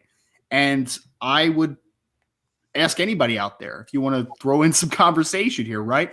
What position group in the 2023 class has Notre Dame not gotten longer or more athletic or both? That's where you are right now. The wide receivers, Braylon James, right? The length that he has, the athleticism. Dylan Edwards, the 4.3 speed, working from the slot and kind of like a gadget. Jeremiah Love, I could argue, and I know some people would push back at this, but the moment that Jeremiah Love steps on campus, Brian, you can make an argument that he's the most talented running back on the roster. You can make that argument, right? Charles Jagasaw gives you I know some people that would argue with you against you with Jadarian Price. But the conversation is being had. I would accept that. And I would accept that. The point is, Ryan, the conversation is being had, and that's the point. Yep. Talking about physical gifts. Yep. Yes. And adding length and explosiveness everywhere. Charles Jagasaw is a freak show. He could be a top 25 player in this class with the senior film that I have seen, right? You take a look at Boubacar Traore with the talent that he has. Armel Mukam, who is the raw traitsy kid that needs to develop. I mean, the kid's a freak show, though, from an athleticism perspective, an absolute freak show. Drake Bowen, a guy that we talk about in nauseam and for good reason. Peyton Bowen, 4.3 athlete, probably the best player that you have in this class in a vacuum, right? So you have gotten, I didn't even mention Micah Bell, who only runs, 4.32. He's your best player in a vacuum, in an open field, in a parking lot, at the mall. He's your best player in this class. In the junkyard, anywhere you want to go. I don't care where you have. It's Peyton Bowen. And nobody's talking about Devin Houston. Nobody's talking about, you didn't even mention my guy. Like, I'm like borderline ready to kick you out of the thing because you didn't even bring up Jaden Alsbury. I don't even know what's wrong with you right now. No one's talking about Brendan Vernon anymore. He's the number 26 player in the country, according to Rivals. He's a top 200 kid for sure. And there's so many good players on this list that you weren't able to get to those guys, Ryan. You didn't bring up Micah Bell. Did you bring up Micah Bell? I just did because I'm like, I almost forgot the kid that probably is going to run. You didn't bring up your fellow New Jersey guy in Don Schuler, future captain of Don Schuler. You know what I mean? So like the job they've done with this class, and we've had this argument as a staff. About where to rank the linemen. Like Ryan will sit there and pound the table like, no. Joe Otting is no lower than second or third on that list. I mean, that's just kind of how he feels about Joe Otting. And those are just the conversation you can have about what they've done with this class, guys. But if you don't get this kind of quarterback, it would have left a little bitter taste in your mouth. Right. And I don't want to name names, but there were names we discussed where we're like, if that's who they end up getting a quarterback, that's a missed opportunity in this class. With who you have to go around him and with how deep this quarterback class is, it'd have been a missed opportunity. But they kept digging, and this is why Sean was so confident, because it was just confident. They kept digging, they kept pushing. And I'll say this: once Kenny reached back out, like this coach is trying to find a guy over here, this guy's over here, this guy's over here. It's like once it kind of happened, it's like they're all like, zoop. This is the focus now. Ryan, you and I know this. We knew who they were looking at. We knew the names. We knew all the different people they were talking to. When Kenny Minchey became an option again, it was like, Avengers Assemble, right? Like it was like, this is where we're going, is right here. Yeah. This is the kid we want. And Tommy got it done. He got it done. I'll go a step further. Man, Tommy just put out a tweet. I was like, yo, look, as much as we put Tommy under the microscope, I'm right there with you, dude. Like, it's from the movie. I think it's from the movie with Jennifer Aniston and Vince Vaughn. Was that The Breakup? The Breakup. Yeah, he was at Wrigley Field eating a hot dog. I was like, yeah, that was the GIF he used. But shout out to him on the job he did. And you have to salute him. Like you have to salute him for today. You have to salute him for CJ Carr. It's like now the spotlight is get these guys in and develop them. Right. That's it. Yep. That's it. Get these guys in and develop them. But the impact on the class, it goes back to, and I'm interested in what you guys think about. I wish I had brought this up when John was on. Just the back line, the back chatter. I just wonder what the chatter was after the Dante Moore situation. Like, oh, here we go again with Notre Dame and the quarterback. Mm-hmm. Like, they can't get a quarterback. They can't. Novosad decides to go back to Baylor. Like, all of that chatter. Minchey sticks with Pitt. Yeah, it's like all of that chatter. Like, here they go again. Here they go again. And now, like, the impact not only on this class, but the impact nationally. Yeah. To recruits. Like, oh. It takes luster off the class for sure, right? I mean, from a national perspective, because you don't even – you stop talking about Peyton Bowen and Jeremiah Love and all the talented players that are in the class, Brandon Vernon, like so many good players that are in the class, because to make it a complete class, Sean, you need that quarterback, right? So people are going to look at that class and be like, yeah, it's a good class. It's a really good class. John literally said it on the podcast. He's like, very good, very good, very good. But there's always the but. There's always going to be the but, no matter if Keon was in the class. Yeah. It wouldn't have. It would always been a great class, but. Yeah.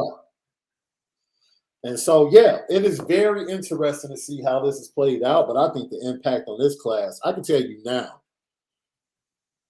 I've never seen.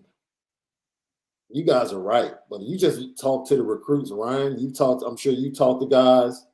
Look, I had a conversation with Drake and Christian Gray yesterday. When I tell you the level of excitement, like usually you'll talk to them about a guy and they're like, cool, yeah, he's coming, cool, I like that. This one, it hit a little bit different. Like even the recruits understand the importance. They didn't want to be a class that did not have a quarterback. Right, sure. They didn't want that stigma. They didn't want that narrative. So for them, this is huge. It's like a huge boost. And now, collectively, I'm sure they won't have a problem. It was like an exhale, and immediately, collectively, their focus goes to a certain direction. Right. I'll leave it at that. They're like, that's out of the way. Mm-hmm. Now, let's go. Our focus is about over here. Right. And that's it. If we handle over here, it's a wrap. Can we say something else too about quarterback recruiting? You went from you now, if you think about it, in a 4-year cycle, Tommy Rees will have landed 3 top 100 quarterbacks in a 4-year cycle. Tyler Buckner's a top 100 quarterback. Kenny Minchey, in my view, in SI 99, like top 100, like by at least a service, top 100 guy, and then CJ Carr. Yeah, I mean that's now it's like, okay, now like you said, now develop these guys, get them going. Yeah, and we'll see how it goes. I know that Coach Reese was very high on Tyler Buckner, and I still feel Tyler Buckner's getting a very bad rap from Notre Dame fans after 2 freaking starts. Yeah. As basically a sophomore, he gets his, and what we're not talking, he gets his red shirt back. The red shirt he lost in 2021 because of his situational role that he had, he gets back. So he still has 3 years left. So we shouldn't be discounting Tyler Buckner. But you mentioned earlier margin of error. If Tyler development doesn't come because of all the missed time, or if he gets hurt again, now you have a Kenny Minchey. Now you have a CJ Carr. You have those type of players. And here's something else that landing Kenny Minchey impacts Notre Dame a great degree. So talking to different sources, obviously Notre Dame's going to look to the portal quarterback. I think landing Kenny Minchey takes a little bit of the pressure off in some ways of going there if you don't find the right fit. You don't have to bring a guy in just to bring a guy in now. Mm-hmm. But what it also does, even more so, is you kind of needed to look at a guy that had multiple years of eligibility left. Mm-hmm. Because otherwise you're going to be like, okay, Tyler and CJ as a true freshman in 2024. Right. If Tyler's injuries keep her going. I mean, that's the thing. That's the concern with folks in Notre Dame. Folks in Notre Dame love Tyler Buckner. They still do. But the lack of development because of the injuries is the problem. The thing that scares people. Sure. Right? Is he's lost years of development because of the injuries and because of COVID in 2020, right? So you got to protect yourself. And the thought was you're probably going to need to look at a guy that's got multiple years left, which limits your options a little bit as far as who you can look to. And, you say, hey, look, a name that everybody's thrown out there. And the only reason I'm bringing this name up is because it's one that everybody's talked about, right? I'm not giving you any hints. I'm not saying anything. But I had serious reservations about going after a Devin Leary, who I think is a phenomenal talent at quarterback for college, right? I don't view him, Ryan, as a first-round NFL draft pick. But for college, he's a heck of a quarterback, in my opinion. Like last year, 35 touchdowns and 5 picks. But, Sean, you couldn't go after him because of the injury history and because he only had 1 year left. Yeah. Now, with Kenny Minchey, I'm much more much more willing to take that chance because you got him and his injuries. Okay, that's not ideal, but you still have Tyler Buckner. Now you have Kenny Minchey. I don't want to have to play Kenny Minchey as a freshman, but I would argue he'll be the most ready to play freshman they've had. I mean, just because of his mindset, his experience, the type of system he comes from, I can't tell you the last time I remember a Notre Dame quarterback being this ready to play as a freshman if the need is there.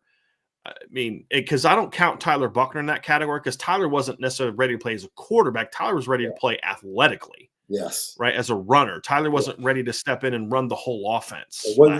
They were fair to Tyler last year. Right. That's what you're saying. Right. Like if you want they put him in a position to succeed. Be fair to him. Dabo Sweeney in that environment was not fair to Cade Klubnik. Correct. To put him in at that moment, you're not being fair to that kid backed up on the 2-yard line. No, you're not being fair to him. Right? Find it if you want to play him in that game, find a position maybe early when it's still 7-zip or something like that. Right. Not that you can't play him. Put him in a position that gives him an opportunity to be successful. And with Kenny Minchey, that's what it's going to be. Look, if you can find him maybe in an area of like week 6 or 7, where he's had time to get his feet wet, and he's going through a full off season, if he indeed enrolls early, and that's an advantage for him. Then, find little spots and pockets to where you might be able to play him and get him in the game, especially if Notre Dame is still being able to win games. Don't just throw him in there against Ohio State. And they wouldn't do that unless it was an injury situation. But now you've got Tyler, you've got whoever your grad transfer is. Yeah. Who I'm promising y'all right now, whoever they bring in as a grad transfer is going to be told you have to compete for this job. Heck yeah. It's not just to be handed to them. Right. And so whoever starts is going to be in a good position, I believe. Yeah. But now you can be a little bit more, we can take a chance. Hey, this guy may not pan out, but this kid's got a lot of tools, or this kid's, Devin Leary and his injury history, things like that. Because, hey, if this kid doesn't pan out, we've got Tyler coming back from injury. You got Kenny Minchey coming in. Yeah. You got Steve Angeli. Yeah. Now all of a sudden you're feeling like, hey, this quarterback room went from what it is right now with Tyler's injury and Steve Angeli being just a true freshman to you feel really good about the future of this quarterback room. And now if they don't get a quarterback they like, I'm not as worried about the quarterback position the next 2 years as I was before. Yeah. To be honest with you. Yeah. And look, it is very important that Tommy Rees gives that spirit. Like that's one of the things you have to admire. The competition that existed in an Alabama quarterback room that gave Nick Saban the option in the middle of a championship game. Like, think about that. He felt confident in the middle of a championship game because of the competition in the room all year long. And that's what you want in that room. You want that type of competition that gives the offensive coordinator and the head coach the confidence to pull the trigger if that trigger needs to be pulled at the right time. And that's what they're building here. You're stacking things. It's almost like putting a perfect song together. Like if you guys have ever been in a studio, they'll have the singer stack their vocals to get depth to it. Like do it again, so we can find the perfect mix of all of those takes.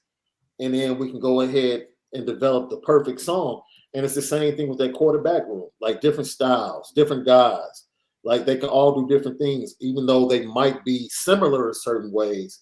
Now we get them all in a room, and now it makes the best of everything. And then we pull the best out of that to be able to go and make beautiful music on the football field and win games. And I was a hard pass on Devin Leary. Today, I'm cool. I told you. Right. Like, it's a hard pass for me. Like, right. no, I don't. We were on the same page, Sean, because of the injury. You couldn't afford it. I just don't. And you needed a guy with 2 years. Yeah. Mm-hmm. Yeah. But now I'm open to it. Mm-hmm. Heck yeah. Yeah. But like you said, he has to compete. Yeah. As long as he knows he has to compete. And if he's healthy, he's gonna know, right? But and as long as everybody in the room knows this is a competition. Right. Everybody's competing. Drew, Tyler, whomever they bring in, Kenny. Hey, let's go work. Yep. Let's go work. This totally makes my week better because it was getting off to a bad start when I found out EA wasn't coming out till 2024. It like ruined my whole week. I was like, man, this sucks. But then like we knew this was going to happen, right? Because we knew that Kenny gave Notre Dame the verbal. He was coming last weekend. We knew he was coming last weekend, but it was just like as long as the visit doesn't get screwed up, he's going to be in the class. Right. Gave the staff his official commitment this weekend. And then, of course, we got word Sunday night. Was it Sunday night I told you, Ryan, that it would be Tuesday that he would be making his announcement? I think it was Sunday night. I think it was Sunday. So now it's official. Kenny Minchey has joined the class. And here's the big thing, too, guys, is what's next? Tommy Rees has now 2 years to find a 2025 quarterback. And the fact that he has – and this is important. This is very important. That's fun. The fact that he has 2 quarterbacks committed in 23 and 24 now allows him and the rest of the staff to focus a lot of their time on the other positions in 24. Top receivers, O-line, running backs, tight end, and filling that out. And that's important. And now you have 2 quarterbacks to pitch to those kids. Now you have Kenny Minchey and CJ Carr to pitch to those kids, and that's important. And that's important. And knowing that CJ is still the foundation for what you're building that class around. We're going to get so many super chats and questions about Bryce Underwood. I'm already ready for it, Brian. I don't see that one happening as of right now. Yeah, I don't either. Yeah. But it's just that's just the name that keeps getting brought up and brought up because he's phenomenal. You think that's where Harbaugh draws the line? Yeah. Like, look, we're not going to keep giving up our guys in Michigan. Yeah.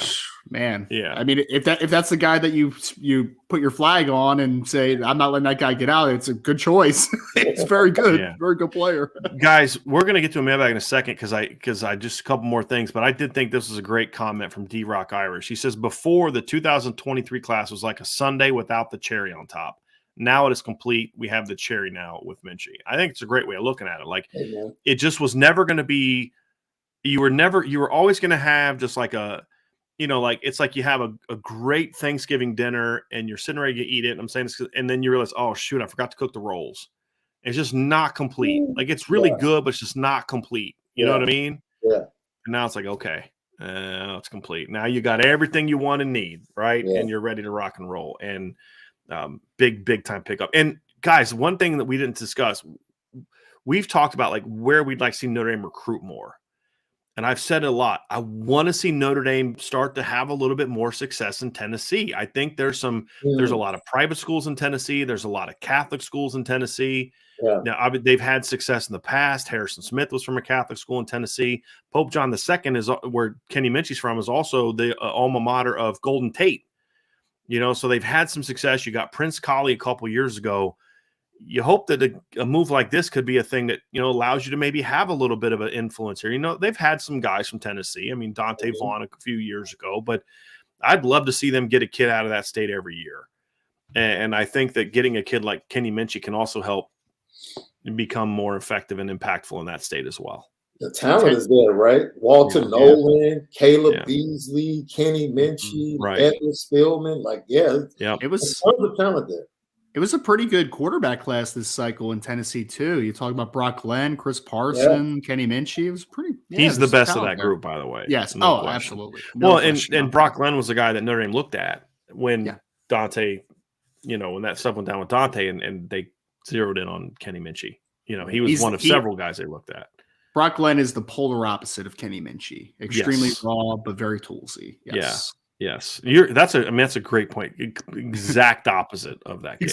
Which is why I thought it made sense for Ohio State to go after him. Yeah. Because they didn't need a quarterback in this class as far as like come in and play. It was more like we need the depth and all that in case people leave or get hurt. But you have Raiola next year. You had Devin Brown the year before. You have Kyle McCord still has 3 years of eligibility left, I believe. Yeah. He was a good kid to take because if he doesn't pan out, you're okay. But if he hits, he's got a chance to be okay because he's got some tools. Yep. But I also think it's a great pickup for Florida State as long as they don't try to force him onto the field too soon. That was what we said this summer was the big danger, and why going to Ohio State made a lot of sense for that kid because he could go there and just sit back and learn. Yep. You hope at Florida State they give him a year to learn because he's incredibly raw, and he was he actually didn't really progress as a senior the way you'd want him to. He's still really raw.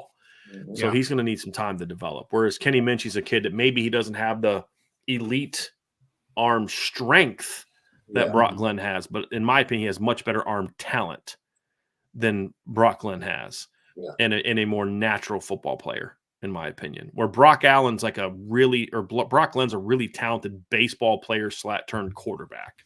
Yes, that you're trying to turn into a football player. Kenny Minchey is a football player. And I'll say that's the final thing that I love about this class. Ryan, you and I were talking about that, or was it me? And I don't know. I was talking to one of these cats about this earlier today. This class is loaded with football players, right? Like, yes, they're athletic. And okay, Dylan Edwards is really fast, but that's not why he was a great pickup. Right. There's other 4.38 guys out there that can't play football. Dylan Edwards is a football player. Peyton Bowen is a phenomenal, freaky athlete, but he's a football player. He's a natural, instinctive football player. Braylon James is as a senior, looked much more like that. Yeah. Jaden Greathouse may not be a dynamic athlete, but he's a football player. Rico Flores is a football player, right? Adon Schuler, Ben Minich, Jaden Alsbury. Those guys are just – and Drake Bowen was much more of that as a senior. Drake was a really athletic kid that was still kind of learning football as a junior. Yeah. You watch him this year, that's a football player who happens to play baseball as opposed to as a junior. He was a really athletic baseball player that was learning to play football, right? I mean, is that an unfair thing to say about Drake? I mean, I had him ranked super high because of I think the tools are elite, but he became a football player this year.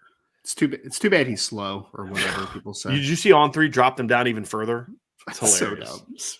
So dumb. He just had a dominant senior year, man. It's not the week after he rushes for over 300 yards in a playoff game. 358 in the semifinals. Semifinals. Let's add that because if you do it in the first round of the Indiana playoffs, everybody makes playoffs in Indiana. You could play a 1-9 team in week 1 or 1-8 team in week 1. No, semifinals. Correct. Yes. Correct. So that's the thing I love, guys, is and then you have a nice blend of the toolsy guys that are still kind of developing as football players. Armo Mukum, Boubacar Traore, those guys. I didn't even mention Preston Zinter.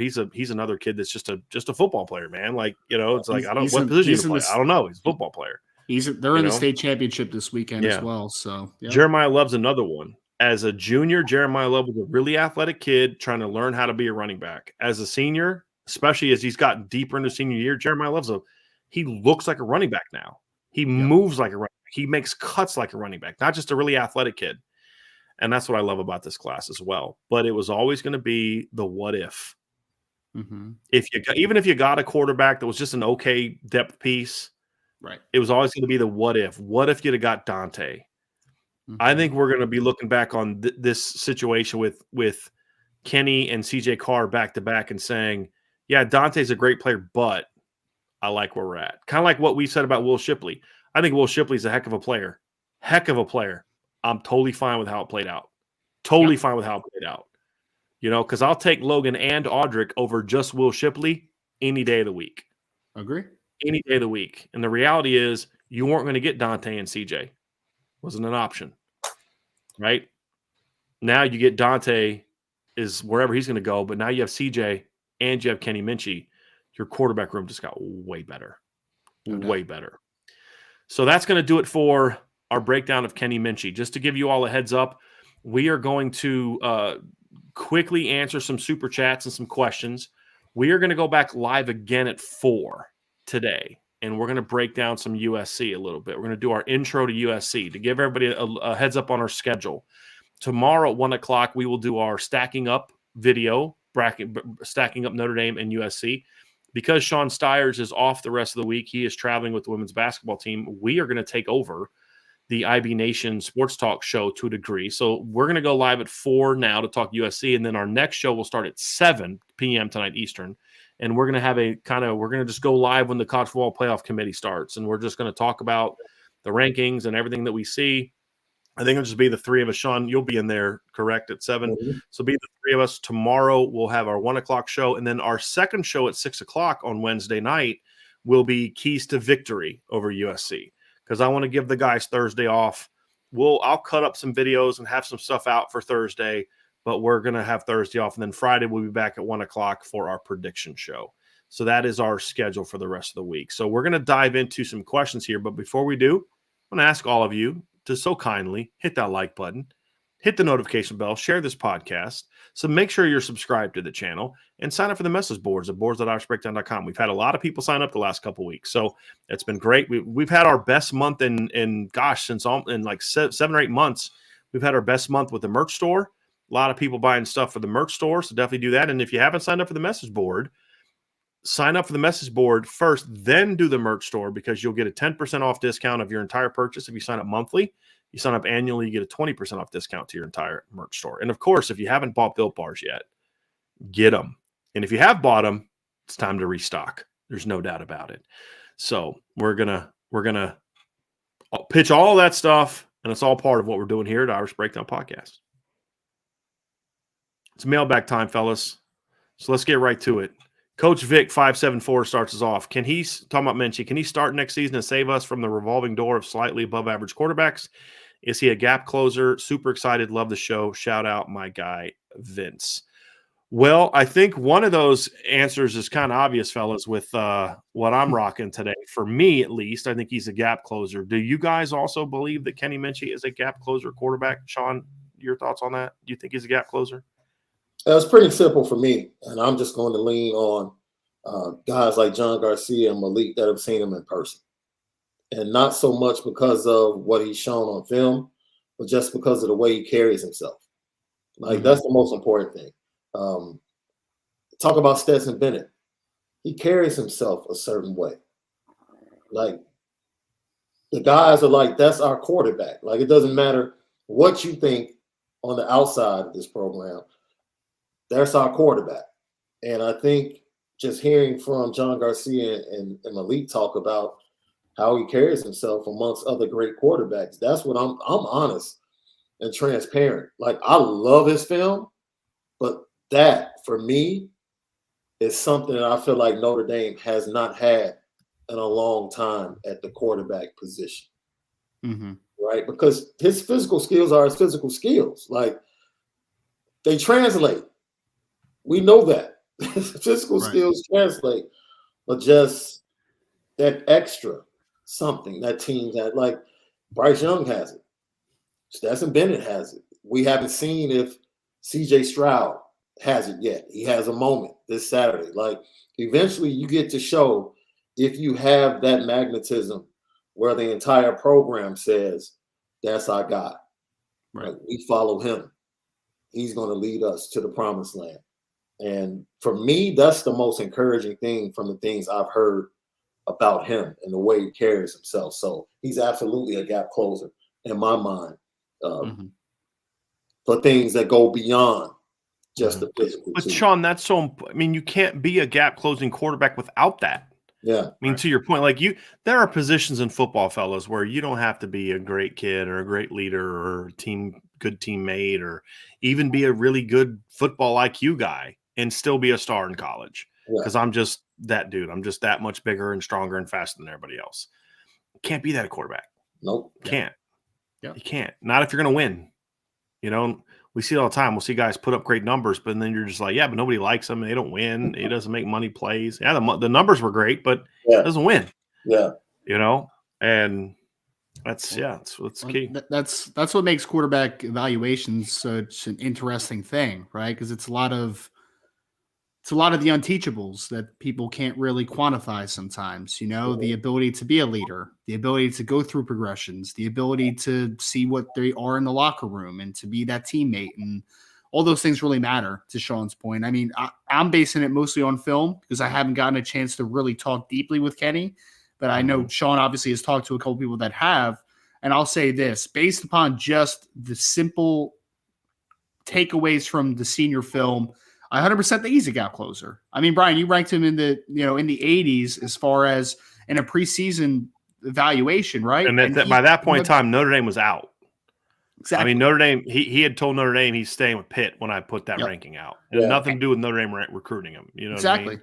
And he took a massive jump from junior to senior year. So I'm looking forward to seeing where he does end up ranking for, in the SI 99, because I think that he is that type of talent and that type of young man that if everything comes together, I think he can be that gap closer. I mean, you have to now turn that tangibly into something that you could see on campus at South Bend, right? Like you got to do that next step. You have to actualize it. But I think checking of boxes is a thing that you look at for quarterbacks. And I think that Kenny Minchey checks a whole lot of boxes, all of them. Mm-hmm.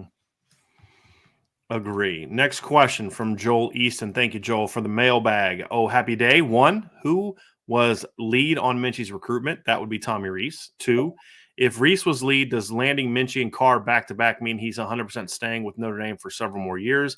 I think you guys are way overthinking this, right? Look, can I guarantee he's going to be back next year? No. Can I guarantee he's going to be back in 2 years, 3 years, 4 years? No. Right now, his focus is on doing his job. That's it, right? And there aren't resumes being sent out right now. He's trying to finish the year and do his job. Does that mean he stays next year? I don't know. Does it mean he stays? I don't know. That's not the point. So we can't look at every decision that way.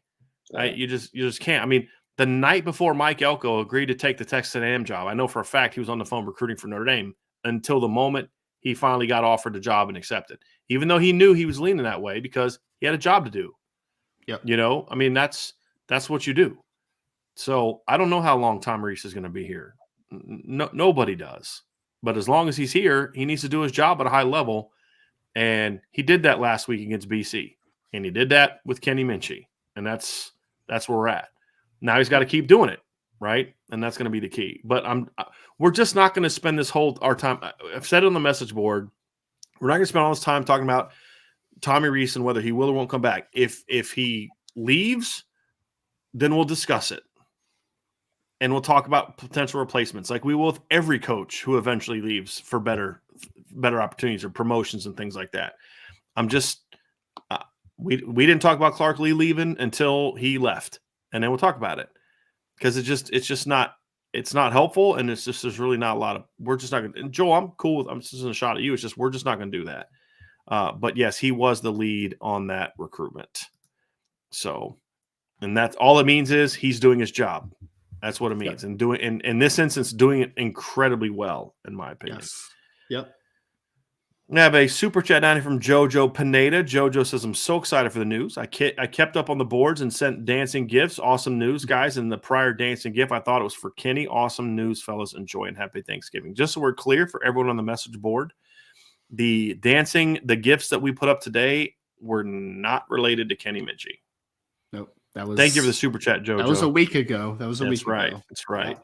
Ryan Loftus with a super chat. Is Minchey the highest rated quarterback since Jimmy Clausen or Dane Chris signed with Notre Dame? He won't even be the highest ranked quarterback on the roster next year. Mm-hmm. Like, y'all, Tyler Buchner was a top 100 quarterback. You guys remember that, right? Like, I know that we're ready to remove his scholarship because he didn't play well for 2 games. Right, as a sophomore who hadn't started a football game in 3 years. I realize that some of you are that way, and some of you also were ready to bench Josh Lugg and bench Zeke Correll and bench J.D. Bertrand and all those other guys early in the year. I get that, but that kid was a top 100 quarterback. Kenny Minchey's not as highly ranked as Tyler Buchner, nor does he have the ceiling that Tyler Buchner had. His floor is significantly higher than Tyler's. That's the difference. Yeah. But and then also Phil Dracovic was ranked higher. Gunnar Kiel was ranked higher. And by some services, Malik Zaire would have been ranked higher as well. So those guys were all very highly. And this is why I keep saying Brandon Wimbush was another one who's ranked. Brandon Wimbush and Gunnar Kiel were the two highest ranked quarterbacks Notre Dame has had since Jimmy Clausen. Man, I was pumped when they got Brandon out of St. Peter's Prep. Man, he would have been even better if it wasn't player. for Mike Sanford Jr. Oh yes. So ICURN with Irish Luck. Thank you for the super chat very much. How do you rank Minchey in the class as it comes to overall fit in the Notre Dame offense? Is their quarterbacks ranked higher from an overall 2020 class ranking that just don't fit as well as Minchey does in this Indy system? That's a great question, Ryan. It is. Because there's definitely some quarterbacks that are ranked higher that I personally would not have wanted at Notre Dame. Nico is a great example. Mm-hmm. Nico's a very talented, his arm talent is tremendous. And he's a great fit for that Tennessee offense. Yes. But yes. I don't think he fits Notre Dame as well. Mm-hmm. I think I thought Dante fit it really well. I think that Chris Vizina fit it okay. Yeah. Okay. He's more of just okay.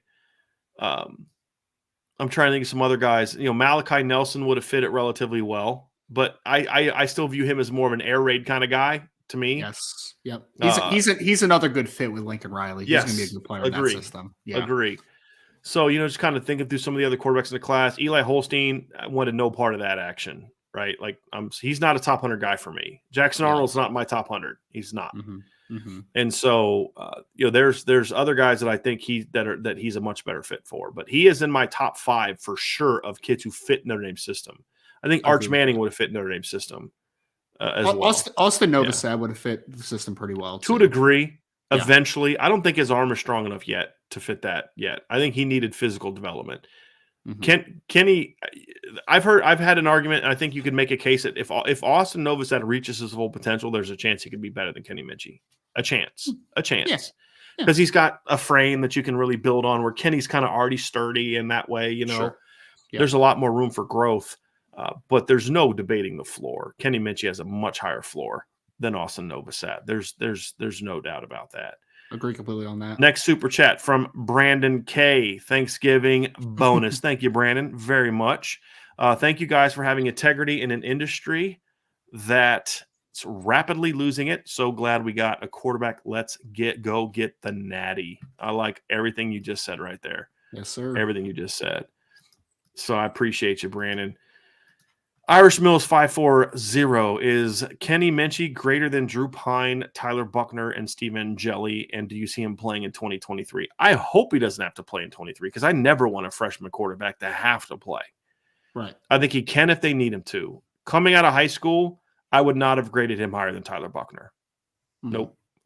Definitely higher than Drew Pine and Steve Angeli. Significantly higher, but Tyler Buckner's still a higher ranked player. I know he's like the new whipping boy for Notre Dame fans. With some, I get it, whatever.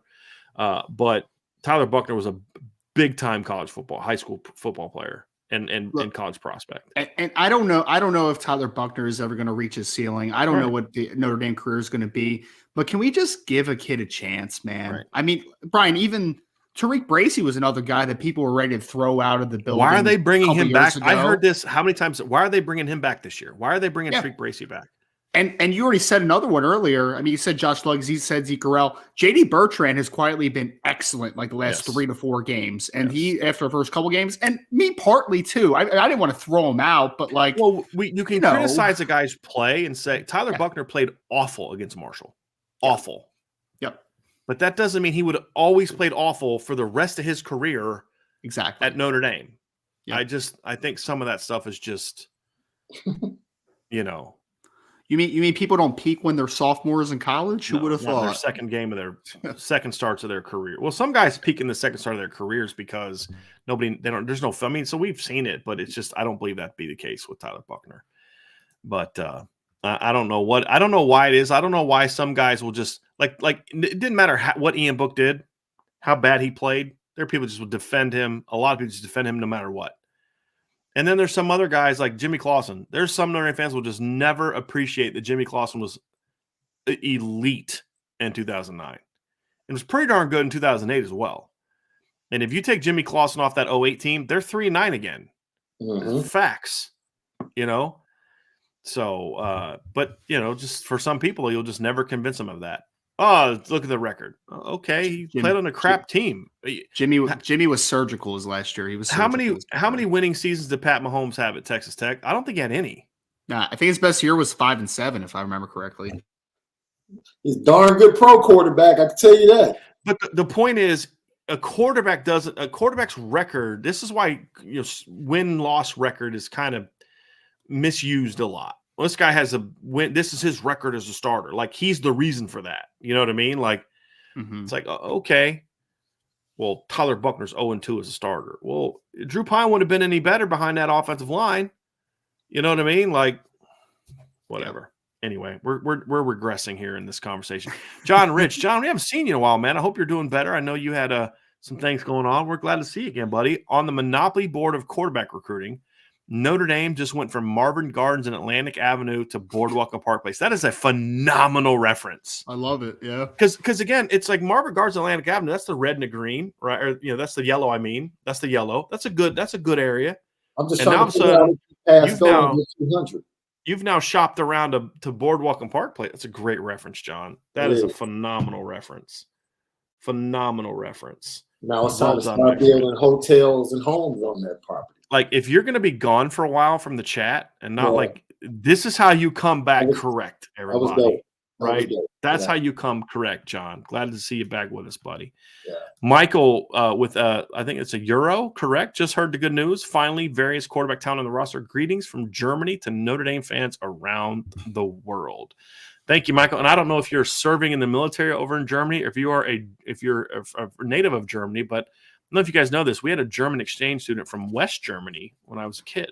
Still split into the East and the West. So, so welcome. Michael S. with a super chat. USC stopped UCLA strong running game. They did. Will they be able to do it against Notre Dame's? What does Notre Dame need to do? They had over 200 yards rushing and gave up 45 points.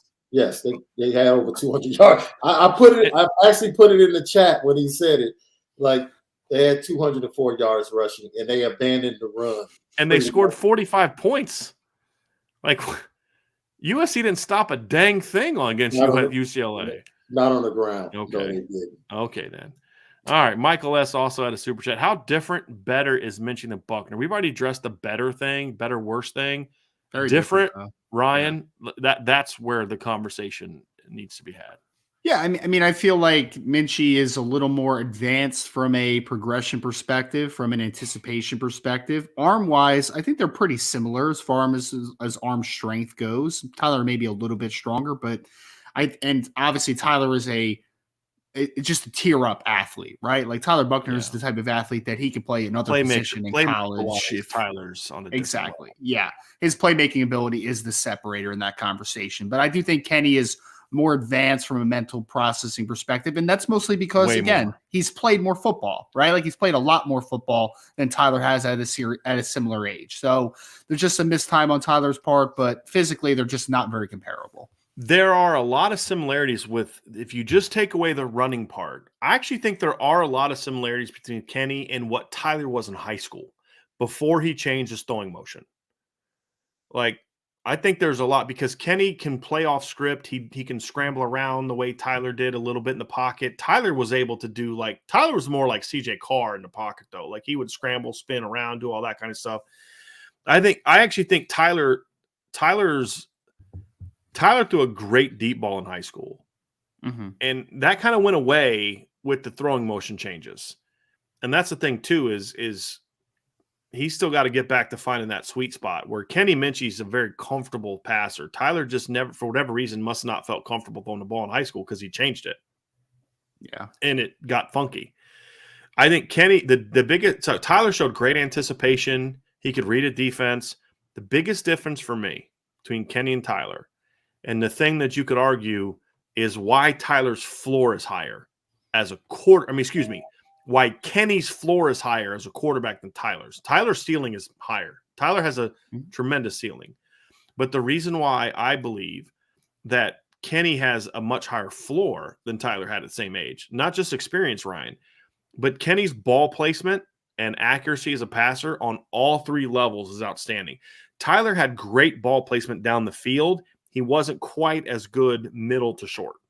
And that's partly why he changed his motion. He felt he needed to change it to be more accurate on the middle, intermediate to medium stuff. Kenny doesn't have that problem. Kenny comes in and he knows where to put the ball day one. So that's why I think I actually think his floor in this offense is higher than Tyler's. But Tyler's ceiling was enormous because Tyler had a lot of physical tools, that people kind of forget about a little bit.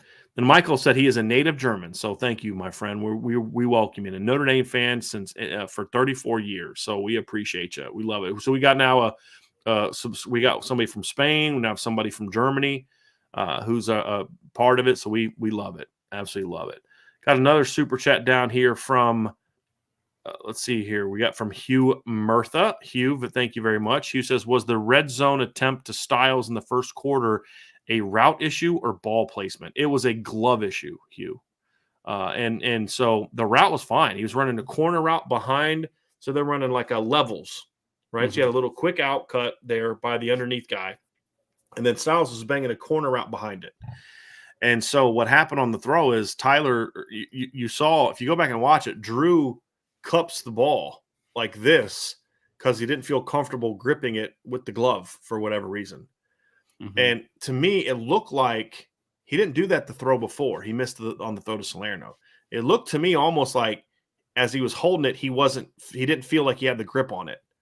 And so that's when you're a quarterback, and you feel like as you're getting ready to throw and you don't feel like you have a grip, your natural instinct is to do this to protect the ball.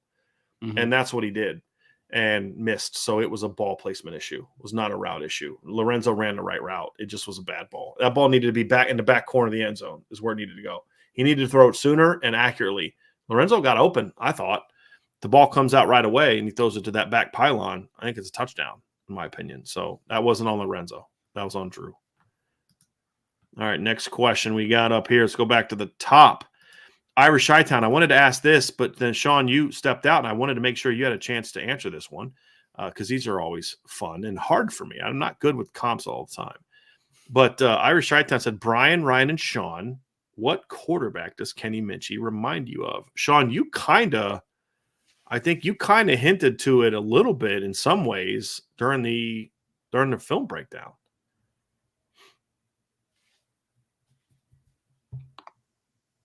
Style of play, he has a little Bryce to his game. Of course, Bryce is a little bit more diminutive in stature than Kenny Minchey, but just the way they like to play the game, and this once again, Ryan explained it even more perfectly.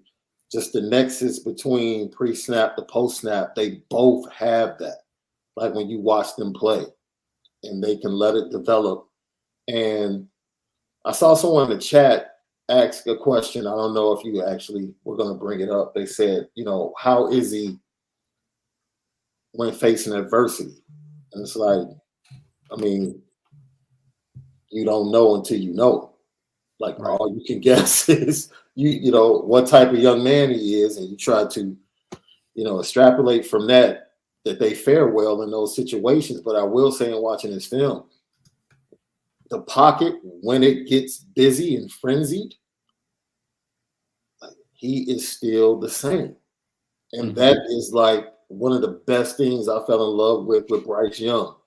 Like everything can be going crazy around him, and he is just very calm and patient in those moments. And that stood out to me with Kenny Minchey.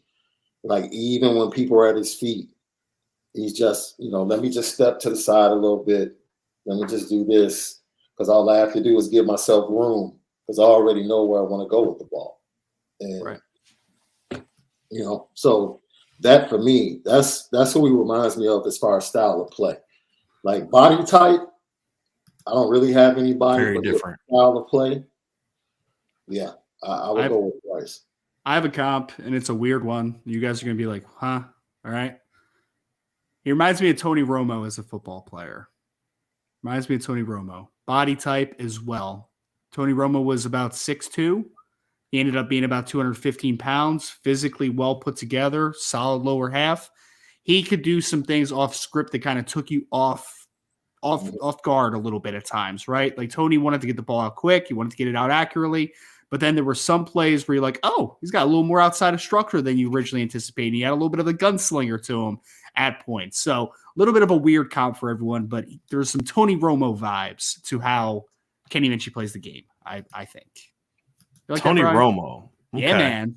Go watch some Tony Romo film, brother. It's fun times. No, I'm not going to hate on your. I mean, look, it's because it's the comp. Ryan is what you see, right? And we could have some fun and just argue for the sake of arguing. But I mean, at the end of the day, a comp is kind of how do you see this kid? What do you think of when you watch this kid play? So I have no problem with it. I grade my own comps, so I'm going to give myself an A+ for that one. Okay. So now you're just being absurd. Now you're just being absurd.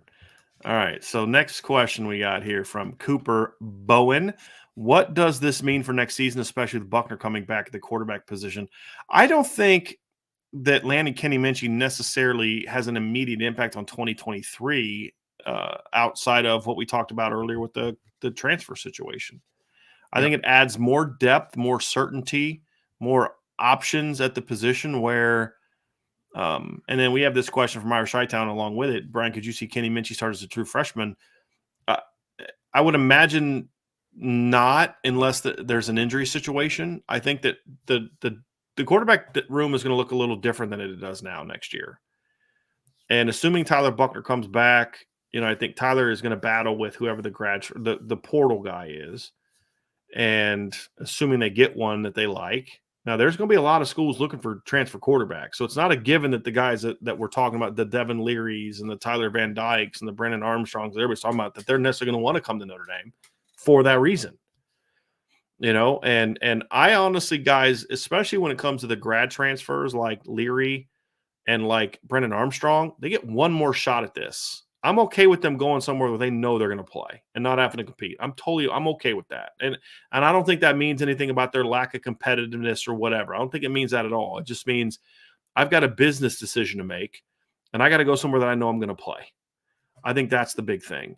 And so, for me, I want to see competition. I mean, that's going to be the key for me is the competition part. But could he start as a true freshman? Yeah. I mean, if you have a similar injury situation to what you have this year, and depending on who comes back or who doesn't, he could.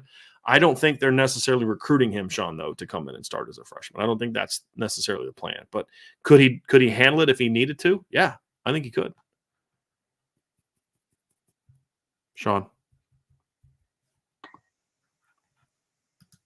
I think in due time, what they're building from a roster standpoint,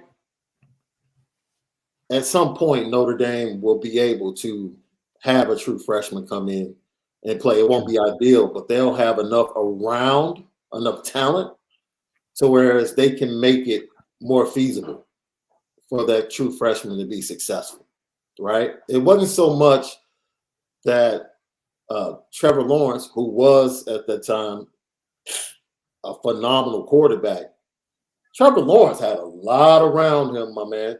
It wasn't like Trevor Lawrence to step into a situation where he had to carry the offense. Great point. Trevor Lawrence stepped in with a boatload of talent around him. And he could grow with that. So as the talent grows, I think the situation for a true freshman coming in will probably be a better fit for them to go ahead and play. But I don't know if Kenny Minchey necessarily would be stepping into that situation next season. CJ Carr, as a true freshman, might step into a more talented. Well, I'll say this. I don't know if I'd say more talented, Sean. The problem next year for a freshman quarterback is you're going to have a lot of freshmen around you and a lot of young guys around you. Yeah. And so I think that is more would be what more my concern. More of would the be. issue. So But see, Trevor had some youth around him too. T. Higgins was a sophomore, but he played a ton the year before. Ross was a freshman, right? But you had, Travis Etienne was a sophomore, but he had played a lot as a freshman. Mm-hmm. But your offensive line was very experienced. Yeah. Jordan Leggett had some experience under his belt as well. He had played a lot. Yeah. So and their defense was phenomenal. Right. So the only drawback to playing a freshman next year is just the lack of experience you're going to have around him. Yeah. And from a skill player standpoint. But to a degree, it also may make sense because, look, we're not going to be able to run a very complicated offense because of the lack of our youth in the skill positions. Right. And we're going to run the football a lot and be really good running the football. Could he handle that in a similar way if the defense is good enough? Sure. I was going to say he could do it. Just I don't see it. I think it would be something where it would happen because of an injury to somebody else, not because he's going to walk in and beat guys out. And I'll say this, though. If Kenny Minchey starts in game 1 of next year and it's not injury related, it means he's even better than we think. Yep. And that's not a bad thing. I don't have a problem with that. That's not a bad thing at all. Not a bad thing at all. But good questions, guys. Good questions. We have a couple more super chats down here. Anthony L. says, Home Alone or Scrooge? Love Sean's analysis of why Kenny Minchey is a gap closer. Happy holidays, IB Nation.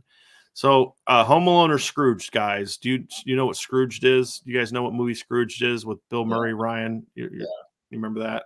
No, I don't. Are you serious, Ryan? He's young, dude. I don't know Scrooge. I mean, I'm assuming that's an Ebenezer Scrooge thing. Like, it's with Bill Murray. It's a comedy. I mean, this freaking guy. Come on. I got no answer for you, man. Never seen Scrooge. Let's just pretend we didn't answer him we didn't ask him that question, Sean. Home Alone or Scrooge, Sean? We'll let the grown-ups talk for a minute here real quick. So Home Alone or Scrooge? I love them both. This is tough. I love them both for different reasons. Yeah. Like for pure comedy, I would take Scrooge. Yeah.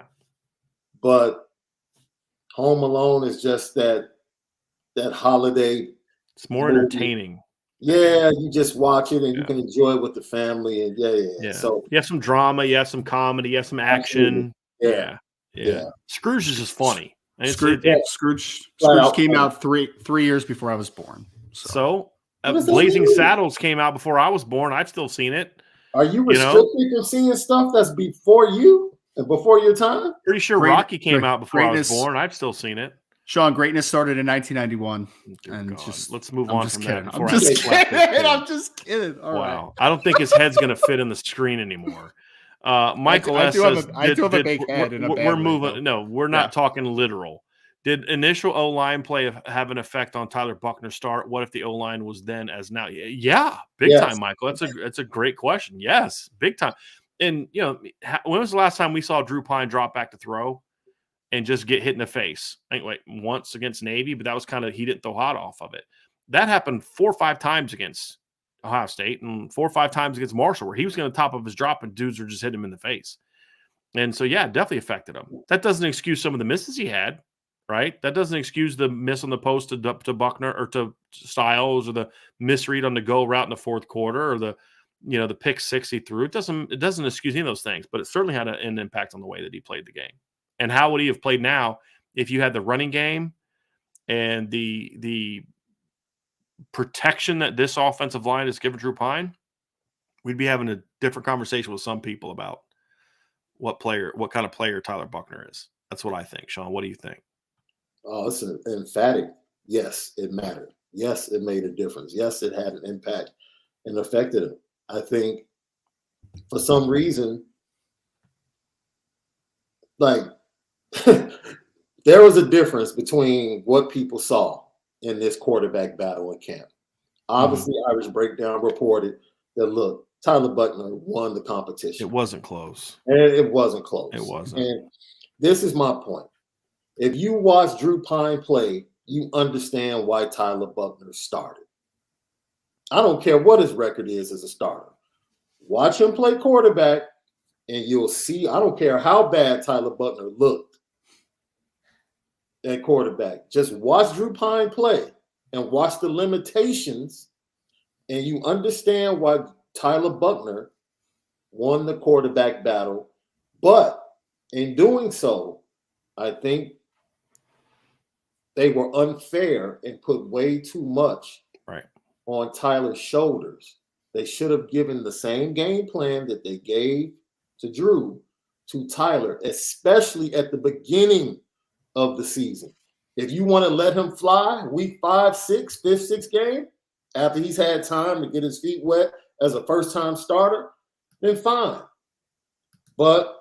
And look, if they were rushing for 200 yards with Tyler Buckner as the starting quarterback, I venture to say that they would score at least 7 points more per game on average. Over the last stretch since they started getting better? Yeah, I'd say that's at least, yeah. Yeah, at least 7. Yeah. And that's really just 1 touchdown a game. Yeah. Yeah, but that 1 touchdown a game is the difference between losing and beating Stanford. But so we had a comment here, Sean, that I need to bring up to you. Nick P said Ryan doesn't get a Christmas bonus until he watches Scrooge. So I'm going to make a comment that you and I will probably get. I don't think Ryan will. I'm going to give him the same bonus that Clark Griswold got in Christmas Vacation if he doesn't watch Scrooge. I've seen Christmas Vacation.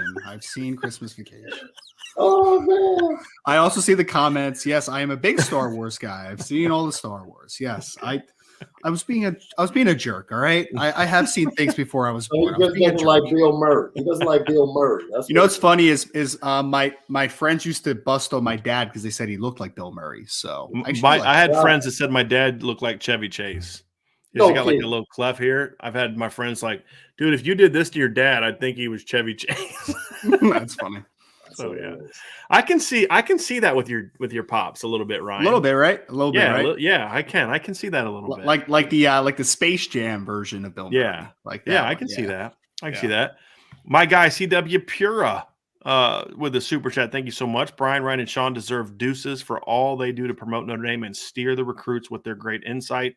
Thanks for being Notre Dame shadow recruiters. We don't recruit for Notre Dame. I also make sure that's very clear.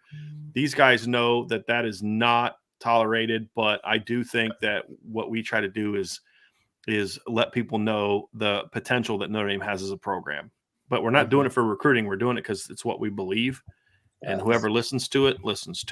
But we appreciate your support more, and he's given support to me and my family that I'm not even sure if I'm even allowed to talk about. So this is my guy right here. I appreciate him very, very much. Our German friend has another question, another super chat. Is that a lost season for Notre Dame in regards to championship? Look at the top 4. We could beat all those teams. Michigan is horrible. There's only Georgia. Yes and no for me, guys. Yeah. Yes, in that I think this team should have been better than it is, even now. No, in that I think that so yes, in the micro. No, in the macro, because I really believe big picture, this team is going to benefit from the tribulations it went through this season. I think Marcus Freeman especially benefited from the tribulations this team went through this season and grew up he was forced. It's like you think of like that little kid you hear about, right? Like that 13-year-old boy whose dad passes away and his mom's working 3 jobs to make ends meet, and he's got 3 younger siblings, and he has to just grow up faster than everybody else in his class, right? We've all been it. Some of us might have lived it. Some of us, not us. I didn't. I have relatives that way. I mean, and he's forced to grow up faster than maybe he otherwise would have liked. Well, that was kind of what Marcus Freeman went through this year as head coach. I don't think he was like, you know what? I'd really like to lose to Marshall and Stanford and deal with this, and this, so I can grow up faster. But he handled it, and that's the key. And, you learn from adversity. And so, that's kind of where we're at. So I think that's a big part of what he's gone. What is it, a lost season? It's not a lost season. It's a missed opportunity is what I would call it. Big time. Because you can still learn from it. You can still learn from it and get better from it. Like it's still like there's something that could help with the structure, right? As far as like the foundation of what you are trying to build. So I wouldn't call it a lost season either. I think you hit on it, Brian. Like it definitely a missed opportunity. Because I actually agree with Michael's saying here, right? Notre Dame could beat Michigan, I think. If Buckner was still healthy and became the quarterback we think he could have been. Yes. I don't think they can beat him. Michigan, yes. But I don't think this team is going to beat. They're not going to beat Georgia. No. I don't think this team beats Ohio State as it's currently constructed. I don't. Yeah. I don't. Because what we had said during the offseason was Ohio State was going to be a lot better in November than they were in September. Right. And I really believe Ohio State right now is on. And I'm going to be proven majorly right or majorly wrong this weekend. I think Ohio State's been in cruise control the last month and a half. Think so? I think they're just so much better than ever. And the Big Ten sucks so bad. They've just had, and they want that Michigan game so bad. I just think they overlooked Maryland. You watch that game. They're banged up. They overlooked Maryland. I think they're going to come out this weekend ticked off. And I'm going to say this. If they don't, we'll talk about it more on Friday. But if they don't come out fired up and ready to play on Saturday, then you have to really start asking questions about Ryan Day as head coach and being a championship coach. Especially with losing to Michigan last year, right? No, they didn't lose to Michigan last year. They got Michigan. Yeah. Yes. And then Michigan has spent the whole next year running their freaking mouths about it. You win once in 15 years and you want to run your mouth about it. Yep. So if Ohio State doesn't come out with some little P&V on Saturday, that's going to tell me a little something about Ryan Day that's not good. I think they're going to respond well. I think he's going to have them ready, and I think they're going to come out and embarrass them. I don't know if Notre Dame, as they're currently constructed, can beat Ohio State. So can they beat USC? I think Ohio State's a much better team than USC. Yes. Much better team than USC. Agree with that. Yeah. So, yep. So here we go. 808 Eds with a super chat as well. Much mahalos for all that you guys do for Irish Nation. Appreciate you. Very excited about the future of the Irish program. Keep up the great work, guys. We will do our best and appreciate you for that. It's an exciting day. Very exciting day. ICURN with Irish Luck. Does this mean Drew will have to move on if Notre Dame brings in a grad transfer just because it would seem not enough reps to go around for development for 5? I don't think it has to move on. No, they're not going to force anybody out. Especially a kid that stepped in and but they're not going to force a kid who's just stepped in. Look, if Drew Pine stays, he's going to get a chance to battle for the starting job too. And look, I hate the whole, they're this with him. This guy's so-and-so record as a starting quarterback. You know what I mean? Like, I hate that. But Drew is the kid that stepped into this moment and did what he needed to do and was a part of this team winning a lot of football games. So he'll get his opportunity. This is like, we're just dismissing, just screw Tyler Buckner, screw Drew Pine, screw Steve Angeli. Let's just transfers and freshmen, guys who we haven't seen in a Notre Dame uniform. So we have nothing to say negative about them. Right. And as soon as they get here, I just want to remind people, Jack Cohn was a kid who led Wisconsin to a Rose Bowl. And early in the year last year, when the O-line faltered, he looked bad. Yep. To the point where a lot of the same fans that hate Tyler Buckner now were like, this guy stinks, turn the ball, give Tyler Buckner a starting job. But they stuck with him, and the O-line started playing better, and look what Jack Cohn did down the stretch of that season. Ripped people up, right? So, as a former quarterback with a bad offensive line, if you don't have a good offensive line, there's not a whole lot you can do as a quarterback. No. Michael S. with another super chat. Why do you think Notre Dame failed to get a transfer QB this year? They didn't fail to do it, Michael. They chose. Well, they looked around and made the decision that they didn't want to bring in the guys that they had. So it wasn't a failure. It was a decision. You can argue against the decision and say it was a bad decision. That's fine. But the guys they could have got, I don't think moved the needle for me. And to be honest with you. M. Kostrom says he's a very good quarterback and great pickup for the Irish. How do we break the trend and actually develop him year after year? Just keep plugging away. I mean, part of it's luck. Hopefully the kid doesn't get injured, make a decision where he misses a year of development because he cheated on a test, like what happened with Everett Golson.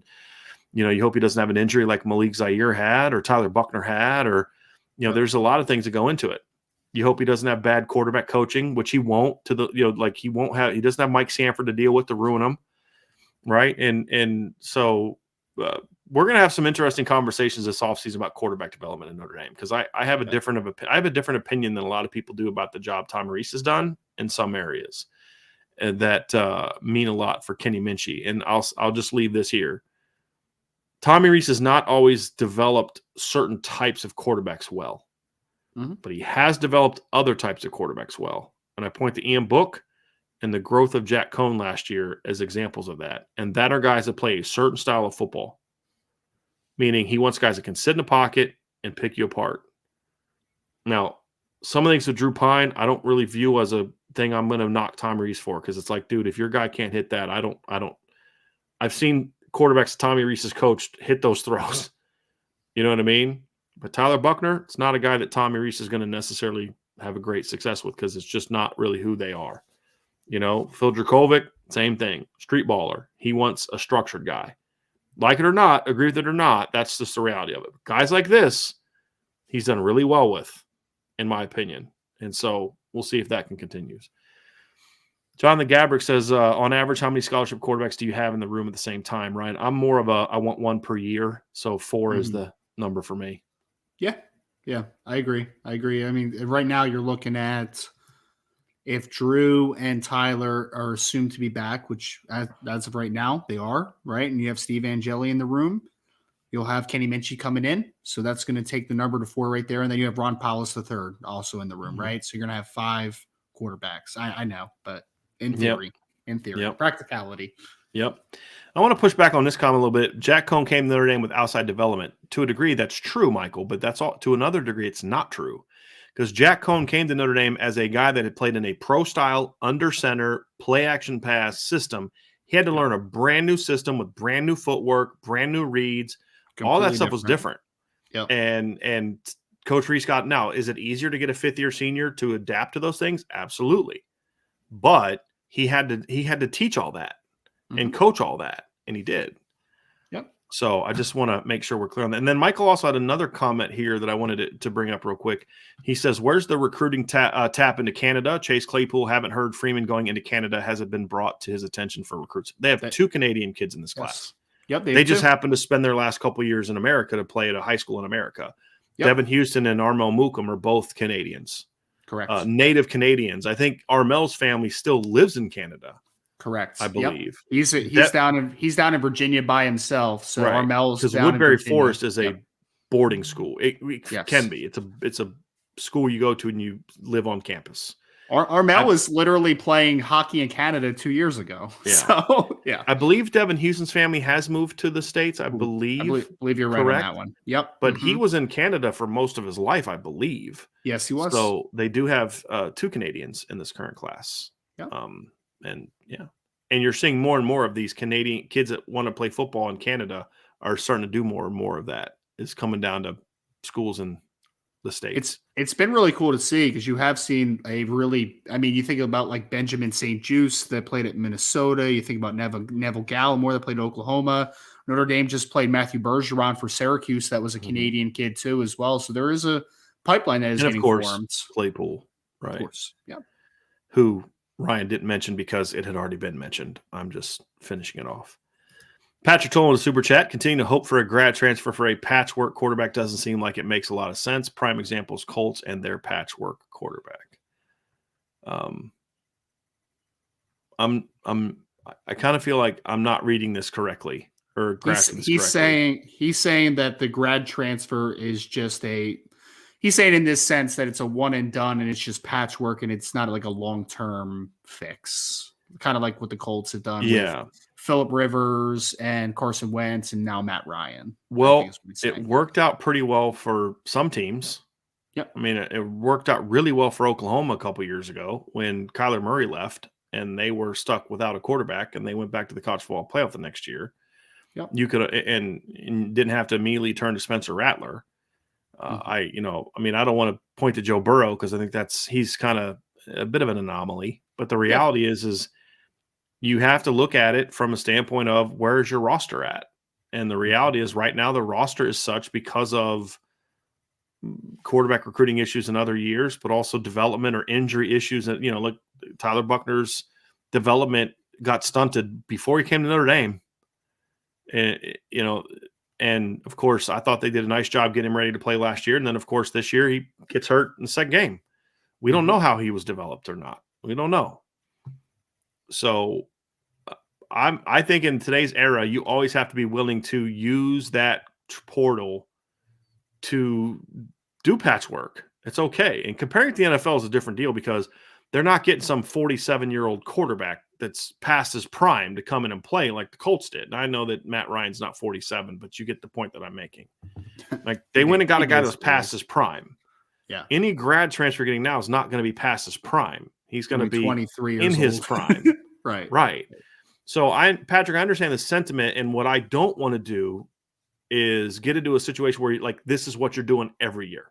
Live off right? the portal. Right. For all this nonsense about Lincoln Riley and how great of an offense, name me a quarterback Lincoln Riley's developed, right? Caleb Williams is going to be the first one, really.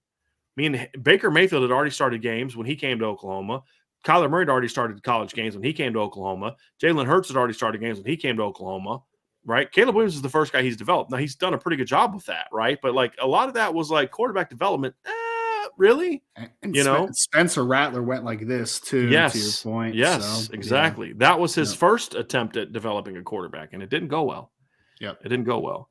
And then another super chat from Michael, just some tribute to Jack Cohn. Not that bad, as all said. Agree. We've been banging that drum for a while. There's no doubt about that. Let's wrap up, get to some of these questions here. Edward says, BD, good job with the Benjamin Morrison analysis. You can see how good he will be. He really is good, man. And he's so confident. He's so confident. And he's an example of why football IQ is every bit as important as athleticism. You got to have both to be a great player. And he has both. Brian, I had an agent ask me about him the other day. He's like, who the heck is this 20? I'm like, you got to wait a couple years on that one, sir. Yeah.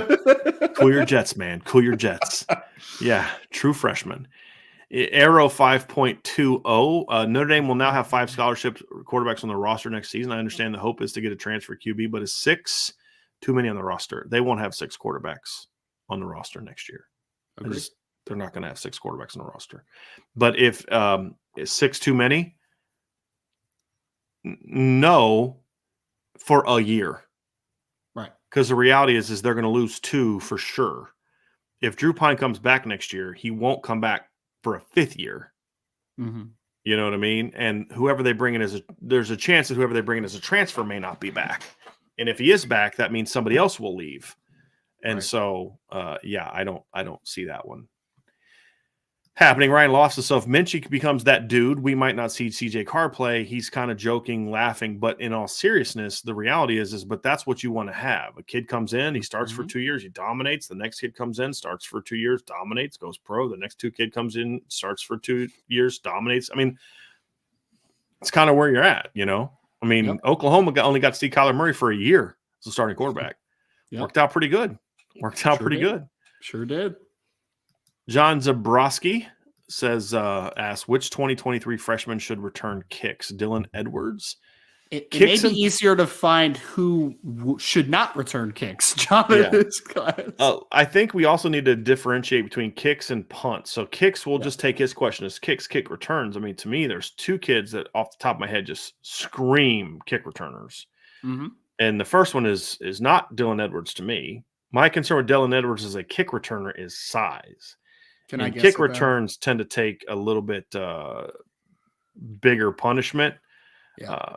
Who are you, or who are you going to say, Ryan? Peyton Bowen? Nope. Oh. Nope.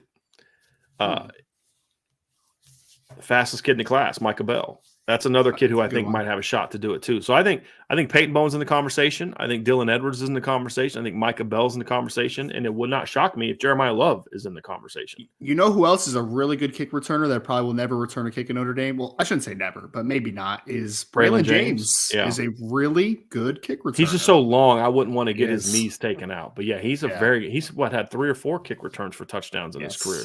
Yep. Punt return, to me, it's a 2-man game for me, really. It's Dylan Edwards and Peyton Bowen. Mm-hmm. I mean, hey man, Jaden Greathouse has 5 return touchdowns this year for punts. You get all that. I mean, hey, he could do what Michael Floyd did. Remember when Michael Floyd stepped in and returned punts against Florida State? He had a long one.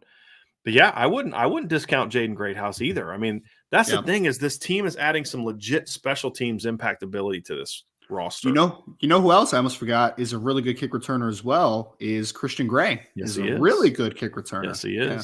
So we keep saying, man, they're football players. Yes. And would it shock you if Jade Lamar ends up being a punt returner someday? Wouldn't me. No. He's got the body for it. Sure does. Yeah. It's Rico Flores is a Brandon Joseph type. Great hands, fields it every time, returns it 12 to 15 yards. It's a lot of kids that could do that for Notre Dame. I mean, literally Flores does return punts for Folsom. That's what I'm saying. Like, he's very similar to what Brandon Joseph brings to the table. He's going to catch everyone. He's going to make sure, he's going to make guys miss. He's got enough speed to rip off. I'd say he's probably faster than Brandon Joseph is. Yeah, no, he definitely is. And that's not even counting a couple players, Brian, that are still on the board that Notre Dame's trying to close on. Like Caleb Smith could do it. Yeah. Brandon Helmick could return kicks too, man. Like, no doubt. Right. No doubt. Right. That's right. Jaywick 13, Cam Hart and Brandon Joseph need to stick around, and this team will be epic next year. On God. I would say this. I think they just need one of them. At least one of them. If they both come back, phenomenal. But at least one of them has to come back, in my opinion. And if I had to pick between the two, I'm always back and forth on this one. It's a tough one. Yeah. But I'd probably lean to Cam Hart just because I feel like if he comes back, Notre Dame could have arguably the best cornerback tandem in college football next year. I truly believe that. Arguably. Yeah. And I say that arguably because there's some teams that I'd have to go look at rosters to see who has what coming back. You know what I mean? But they're in the conversation. Yep. And I feel like at safety with Xavier Watts, with Ramon Henderson, with Justin Walters still coming up, with Peyton Bowen coming in, with Adon Schuler coming in, with Ben Minich coming in, Clarence Lewis potentially moving back there. Ryan Barnes could potentially move back there. There's a lot of good options at safety to where you could have really good players. And the fact is, Brandon Joseph hasn't played that well this year. It'll be a lot easier to replace what he has done this year so far than what Cam has done. Because Cam started off rough. But once he finally got healthy with the, I think post-North Carolina game, he was a different dude, in my opinion. Yep. So he was awesome against Syracuse, man. That was his best game, in my opinion. He was his open field tackling against BC on Saturday was phenomenal against Zay Flowers.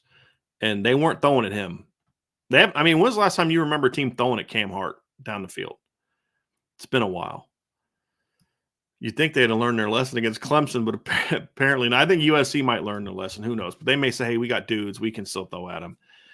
Brandon Pleasure, Brian, B. Ryan, is it a complete class even without an edge player? Well, they do have edge players. They just don't have a Viper. Yeah. They have 3 edge players. Yeah. They have 3 technically. Yeah. I mean, Brennan Vernon may end up being an interior player eventually. I kind of view him as a power player, but I get your point. I also think that Preston Zinter is a kid who may end up being able to be a Viper someday. But I just look at Viper and I'm like, look, it's complete because I would have liked to have a Viper, especially a kid who can come in and play right away like Keon. Yeah. But when you look at the current roster, a lot's changed in the last 6 months. Josh Burnham's moved to Viper. Aiden Gobiri can play there. Jordan Patelho's emerged finally. Yes. Junior Tualamaka is a kid who's shown has played there. Patello's quietly done very nice over the last. He was really not good there early in the year. Yes, if you go back and watch the Marshall game, he was awful. Yeah, but last few games, kind of like the light's gone on a little bit for him. If you look at the Mike position next year, you could say, depending on what happens to like Jalen Sneed and Nolan Ziegler, and if all the veterans come back, Prince Colley, you could say, hey, look, they may decide Prince is the heir apparent at Mike, and Junior's going to be a Viper, or Junior could be a Mike. There's all types of options there. I think there's a lot. I feel a lot better about the Viper position now than I did 6 months ago. When you don't include 2023 recruiting. Now I still wanted one. But not having a Viper to me isn't the end-all, be-all. Plus, I think they're going to go to the portal for it. And it's not a great Viper class nationally. It's not a great class nationally for kids who could play that position. There's a lot of really good power ends in this class nationally. A lot of really good power ends. The Vic Burleys, the Tamorian Parkers who just committed to Clemson.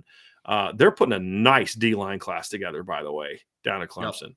The Hunter Osborns, who sometimes I love his film and sometimes I don't, but there's a lot of kids like that. David Hickses that are big ends that could maybe move inside.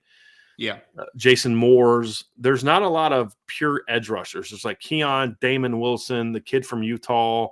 There's a couple kids that I like, but it's not a great Viper Shindavi class. and Bradley.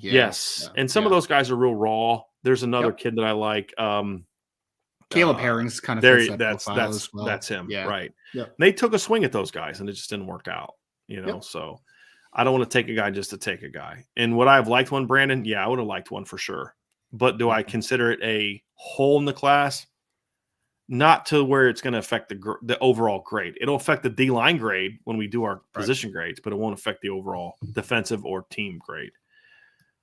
Rob Didoff says, Brian, see here, who is the most instrumental of the Notre Dame staff to land a quality quarterback in the transfer portal? It's going to be a Tommy Rees, Chad Bowden thing. It's got to be teamwork. It's because Tommy's got to, there's going to be times, that's going to start in December when they're getting ready for bowl game and all that other kind of stuff. You're going to need Chad to do a lot of the legwork, and then Coach Rees is going to have to be the one that steps in and says, okay, let's identify the guys we like and let's go get them. I think they've got to work together. I think if those two guys work together on the grad transfer or the portal quarterback situation, this could end up being an ideal situation for me. Brandon Plesner, Ryan, I'll let you answer this one. Brian and Ryan, B. Ryan, what kind of injuries, because it's injuries, did Devin Leary have? I know a couple years ago he had an ACL tear. I remember that one for sure. This past one, Brian, was it an ACL pec. Again? It was a pec. It was a pec tear. Yeah, it was a pec. Yeah, so I mean, Brandon, it's one of those things where one injury, kind of makes you think for a second, right? I mean, the one good thing is that it's not a recurring issue with one part of his body, but the issue is that he's had now a lower body and an upper body injury, right? So that's a little bit troubling. I really would like to see what his progress is, because the pec can be a little bit tricky, especially because it's his right pec, right? So that's on his throwing side of his body, which makes things a little tough and a little cloudy. Right. Like, how does that recover? Does it affect anything foundationally to the rest of the right side of his body, his throwing shoulder, like all that type of stuff? So there's some things to work out, but I know the ACL tear was what he had originally a couple years ago that cost him time. And the next one we have here from Irish Blooded. Just curious if you guys have an opinion. Been seeing smoke about Lane Kiffin to Auburn from Ole Miss. Do you think it is a good move? Too lateral? Just clickbait for Egg Bowl week? Ryan, what are your thoughts on that? It is hysterical. The guy that tried to break the news and then double down, and Lane Kiffin actually throwing him into the woodshed, man. Lane Kiffin's going to look like the biggest a-hole on the planet if he ends up like he almost like can't take that job now the way he went. That's what I'm saying, man. Like I saw that, and you're honestly 100% correct. Like if Lane ends up taking that job, and he looks like such a D-bag, he owes that guy a does. Ginormous apology. He does. He does. I mean, but regardless. Do I like the move? I have mixed feelings about it. I wouldn't call it lateral, because I do think that Auburn has a fan base and supports behind them that can outweigh Ole Miss, right? Like I think that that's not like a hot take at all. So if he's able to sell the vision and they're able to kind of gravitate towards it, I don't think it's a bad move, but I don't know. There's just something about Lane that just doesn't quite sell me to that type of move, but we'll see. We'll see. There's something about him, man. I don't know. What you mean? Like you don't like, or like the personality as the Auburn head coach is just, I don't know. I don't know if I love it. Don't know if I love it. I get that. I think he fits at Ole Miss, man. Like I think he's a good fit at Ole Miss. I think he wins. He wins. I think. Yeah. I actually think now's the time for Auburn to make a big move. And now is the most attractive Auburn has been to me. Now, first of all, I don't think Auburn's as good of a job as a lot of people think it is. And it's not because of anything related to the specifics of Auburn. The state of Alabama has seen a huge increase in talent that it's producing. Like there's like 6 or 7 legit top 100 players from the state of Alabama this year. They're producing linebackers, linemen, quarterbacks now. I mean, Chris Vizina is from the state of Alabama. And so, that's a positive. I think that the facilities I've heard are very good. It's like it's the insanity of the boosters that makes that a bad job, in my opinion. Yes. Like that's one of the worst group of boosters I've ever seen, ever. and just like you've literally fired a coach 2 years after winning a championship. You basically ruined another guy's chances to build on a title game run in Gus Malzahn because you were so negative about him. You just undermined any chance he could have of rebounding that program. Any chance that Gus had of rebounding, you ruined with your constant "we want him out" crap. Mm-hmm. And so, to me, it's a very toxic group of boosters. If the new AD can come in, whoever it is, and keep those idiots under control, that's a really good job. That's the only thing holding that back from being a really good job. And the reason I say that is because Nick Saban's still running. I mean, Alabama's still big time, but I think the era of Bama being what they were from like 15 to last year is from to 20 is over. I think this year kind of proved that.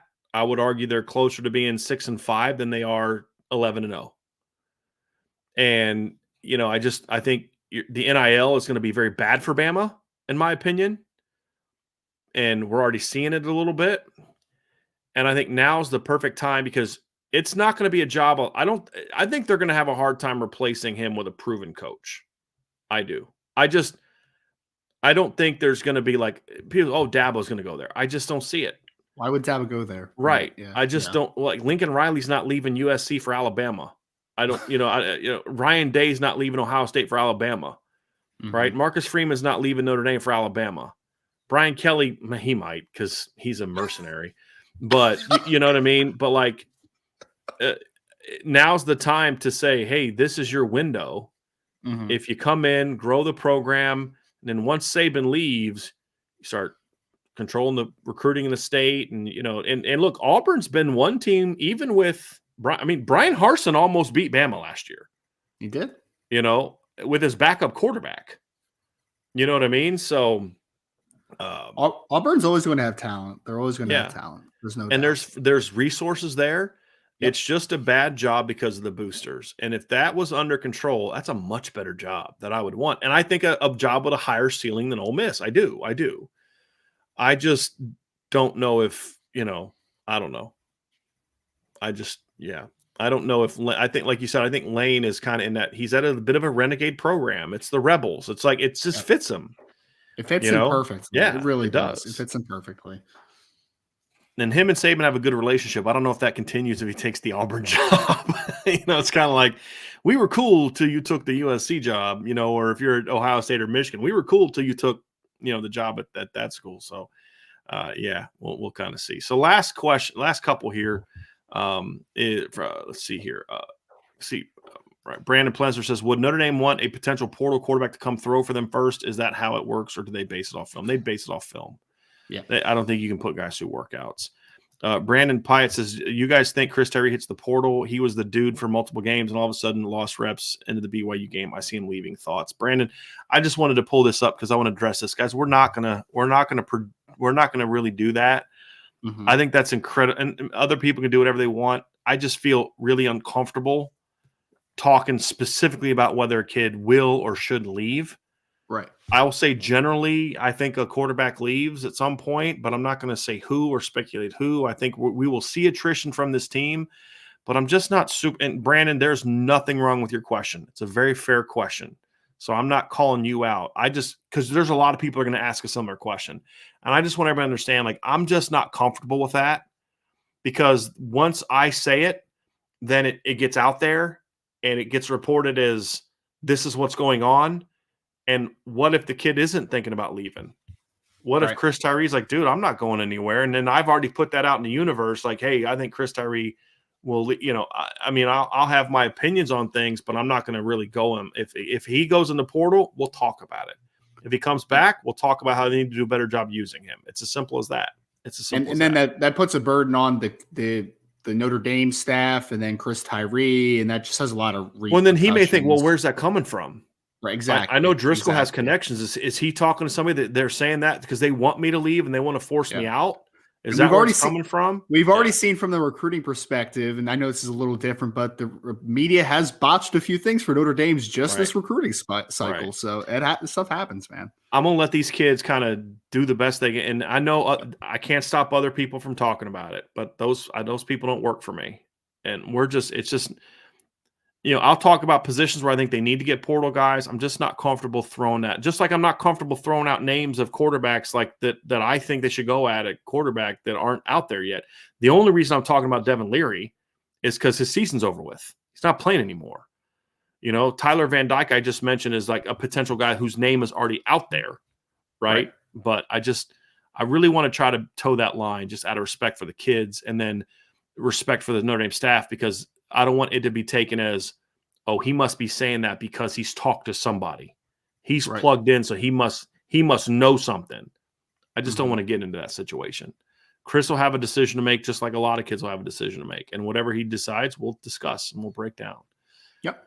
Last question. Here we go, Ryan, as we wrap this up. Mm-hmm. Because this show went long, very long, we're going to have to call a little bit of an audible. I'm not sure when or if we'll be able to do the USC show tonight based on your schedule. So we'll have to figure that out. So we'll call an audible. If we don't do 3 shows today, we'll do 3 tomorrow. Right. So we'll make it up to you. We'll get all of our USC content in. So, but Brandon says because we will be having this show at 7:00 tonight. Yep. Brandon says, where do you see Notre Dame ranked tonight? So obviously Notre Dame is 15th in the coaches poll, and they are 13th in the or in the AP poll, correct?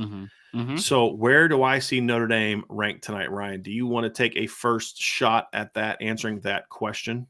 Yeah, I mean, so last week they were 18th in the playoff ranking, if I remember correctly. So just kind of looking at some teams around them that are on like a similar 8-3 pathway at the moment.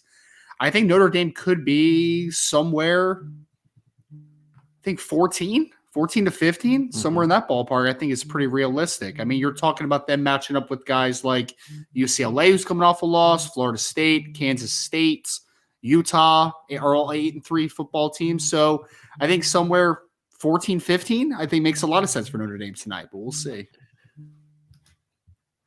I think they'll move up a little bit higher than that. I do. And there's a couple reasons for that. Number one is I don't think they're going to leap any of the 2-loss teams. Like, I don't think they'll leap Washington. Like, Washington destroyed, like, you can't say, well, Notre Dame destroyed Boston College, they should leap Cal or Washington, when Washington went out and destroyed Colorado. Right. You know, so like they both dominated a bad team by similar scores, 54-7, 44-0. So both were at home. So I don't really think that, you know, you'll see that.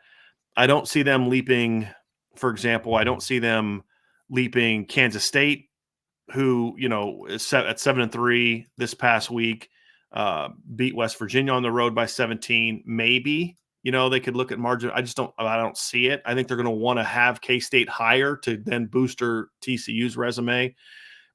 I think they'll pass UCLA. I think they'll pass Ole Miss.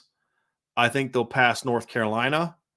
And I think there's a strong chance that they'll pass Utah for 8-3 at 8-3. So that would move them up to 14. I think there's a chance, Ryan. I think there's a chance that you could see them maybe leap one of the schools that didn't lose this weekend. Yeah. But I think 13th is the highest they could go to. I think 14 is kind of where I have settled in on as I look through it, just because and then if they're at 15, I think what most likely happens is they put Florida State ahead of them, which again, I don't think is going to happen this week. I mean, Florida State had a really good win this week. You know, they the last few weeks, you know, they beat Louisiana by less than Notre Dame beat Boston College. They have similar resume. I mean, they've played one like team this year, or two like teams this year, three. Syracuse, Florida State had a more convincing win. They beat them by 35. Notre Dame beat them by 14. But then Florida State lost to Clemson. Notre Dame beat them by 21. And then Florida State beat Boston College by 30. Notre Dame beat them by 44. So on the whole, Notre Dame's resume compared to Florida State's is better. Even though Florida State's playing really hot, you could argue Notre Dame is as well. And I think the one black mark against Notre Dame in the last month was the Navy game, which just got bolstered by the fact Navy just went and beat a ranked team on the road this past weekend. Or was it at Navy? Was it at? I thought it was at Navy, right? It was at Navy. So yeah. So I mean, so that's that is yeah. No, it was at home. It was at UCF. Oh, really? Yeah, it was at home. Oh, yeah. I think now all of a sudden that game looks like, okay, you know, maybe Navy's getting better. You know, I mean, I think that's the way that they could look at that and kind of look at, you know, say, hey, look, that game doesn't look as bad now because Notre Dame literally led the entire game. And, you know, Navy's last 3 games, they lost to Notre Dame in a close game. They were competitive against Cincinnati, and then they beat UCF. Yeah. So I think that's kind of a potential saving grace there. But I have a hard time justifying leaping them over Washington or Kansas State. But I do think they'll pass at least 4 others for sure. For sure. And I think there's merit. Because Tennessee lost, I think there's going to be a push maybe by some in the committee to try to boost USC and Clemson. I don't think the committee wants to put a second. I know a lot of people think this. I think the committee is really worried about losing their credibility if they put a 2-loss SEC champ in the playoff and a second SEC because Georgia's going to be in. As long as Georgia beats Georgia Tech this weekend, Georgia's going to be in and should be in at 12-1. But I think they're going to have a hard time saying, how can you justify putting a 2-loss SEC team in over a 1-loss Big 12 champ, a 1-loss ACC champ? Now, and I'm anticipating TCU losing to have this argument. If TCU wins out, they're in. It's not even a conversation. But a 1-loss Big 10 team runner-up, you can make a case for because it's the runner-up.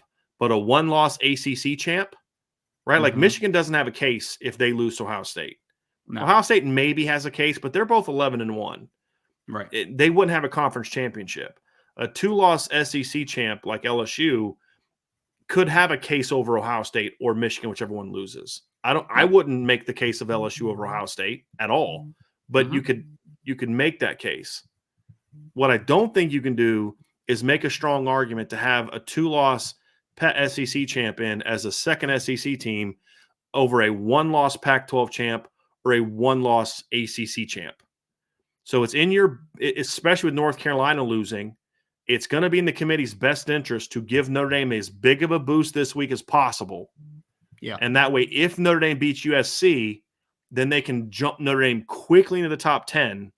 And now all of a sudden with Clemson, they can say, look, Clemson's got 2 top 20 wins. Because I had somebody Bill Bender, who in the show that they put out today, was talking about how he sees Michigan's resume and Clemson's as being the same. And I don't see that at all. If Michigan loses to Ohio State, they'd have 1 win over Penn State. Clemson would have 2 wins over top 25 teams. Michigan would have 1. And Penn State's being a top 10 team is still absurd to me because your ranking should be based off who you beat. Penn State has beaten no one this year. No one. And, you're going to tell me that Michigan's resume is the same as – you're basing that off of what you think the ACC is and what you think the Big Ten is. But the Big Ten's not good this year. It's a bad league after the top 2 teams. It just is. Mm-hmm. And so the ACC is not a great league, but it's being disrespected based on the results it has achieved on the field this year out of conference, right? And so I don't buy that argument that a 12-1 ACC champ shouldn't get in over a 2-loss SEC champ who lost to an ACC team that the ACC champ beat convincingly, right? It's a 6-point game, but Florida State scored late. It was a game that Florida State Clemson at one point in time was up like 31-14. It was not as close as the final score. Yep. So, I think that that's going to matter to them, and Notre Dame getting as high as possible to then, if USC beats them, you can't drop them down as much. Or if they beat USC, it then boosts Clemson. And it potentially boosts Ohio State's resume if Ohio State loses to Michigan. Because now Ohio State can say, we have a great win. Mm-hmm. We have 2 great wins now because of how the committee views Penn State if they boost Notre Dame up. So I think Notre Dame being higher is a wild card for the committee to, if they beat USC or if they lose to USC, it helps whoever the teams that I think that they want. That's my 2 cents on that, Ryan. Love it. On that. You agree, disagree? I think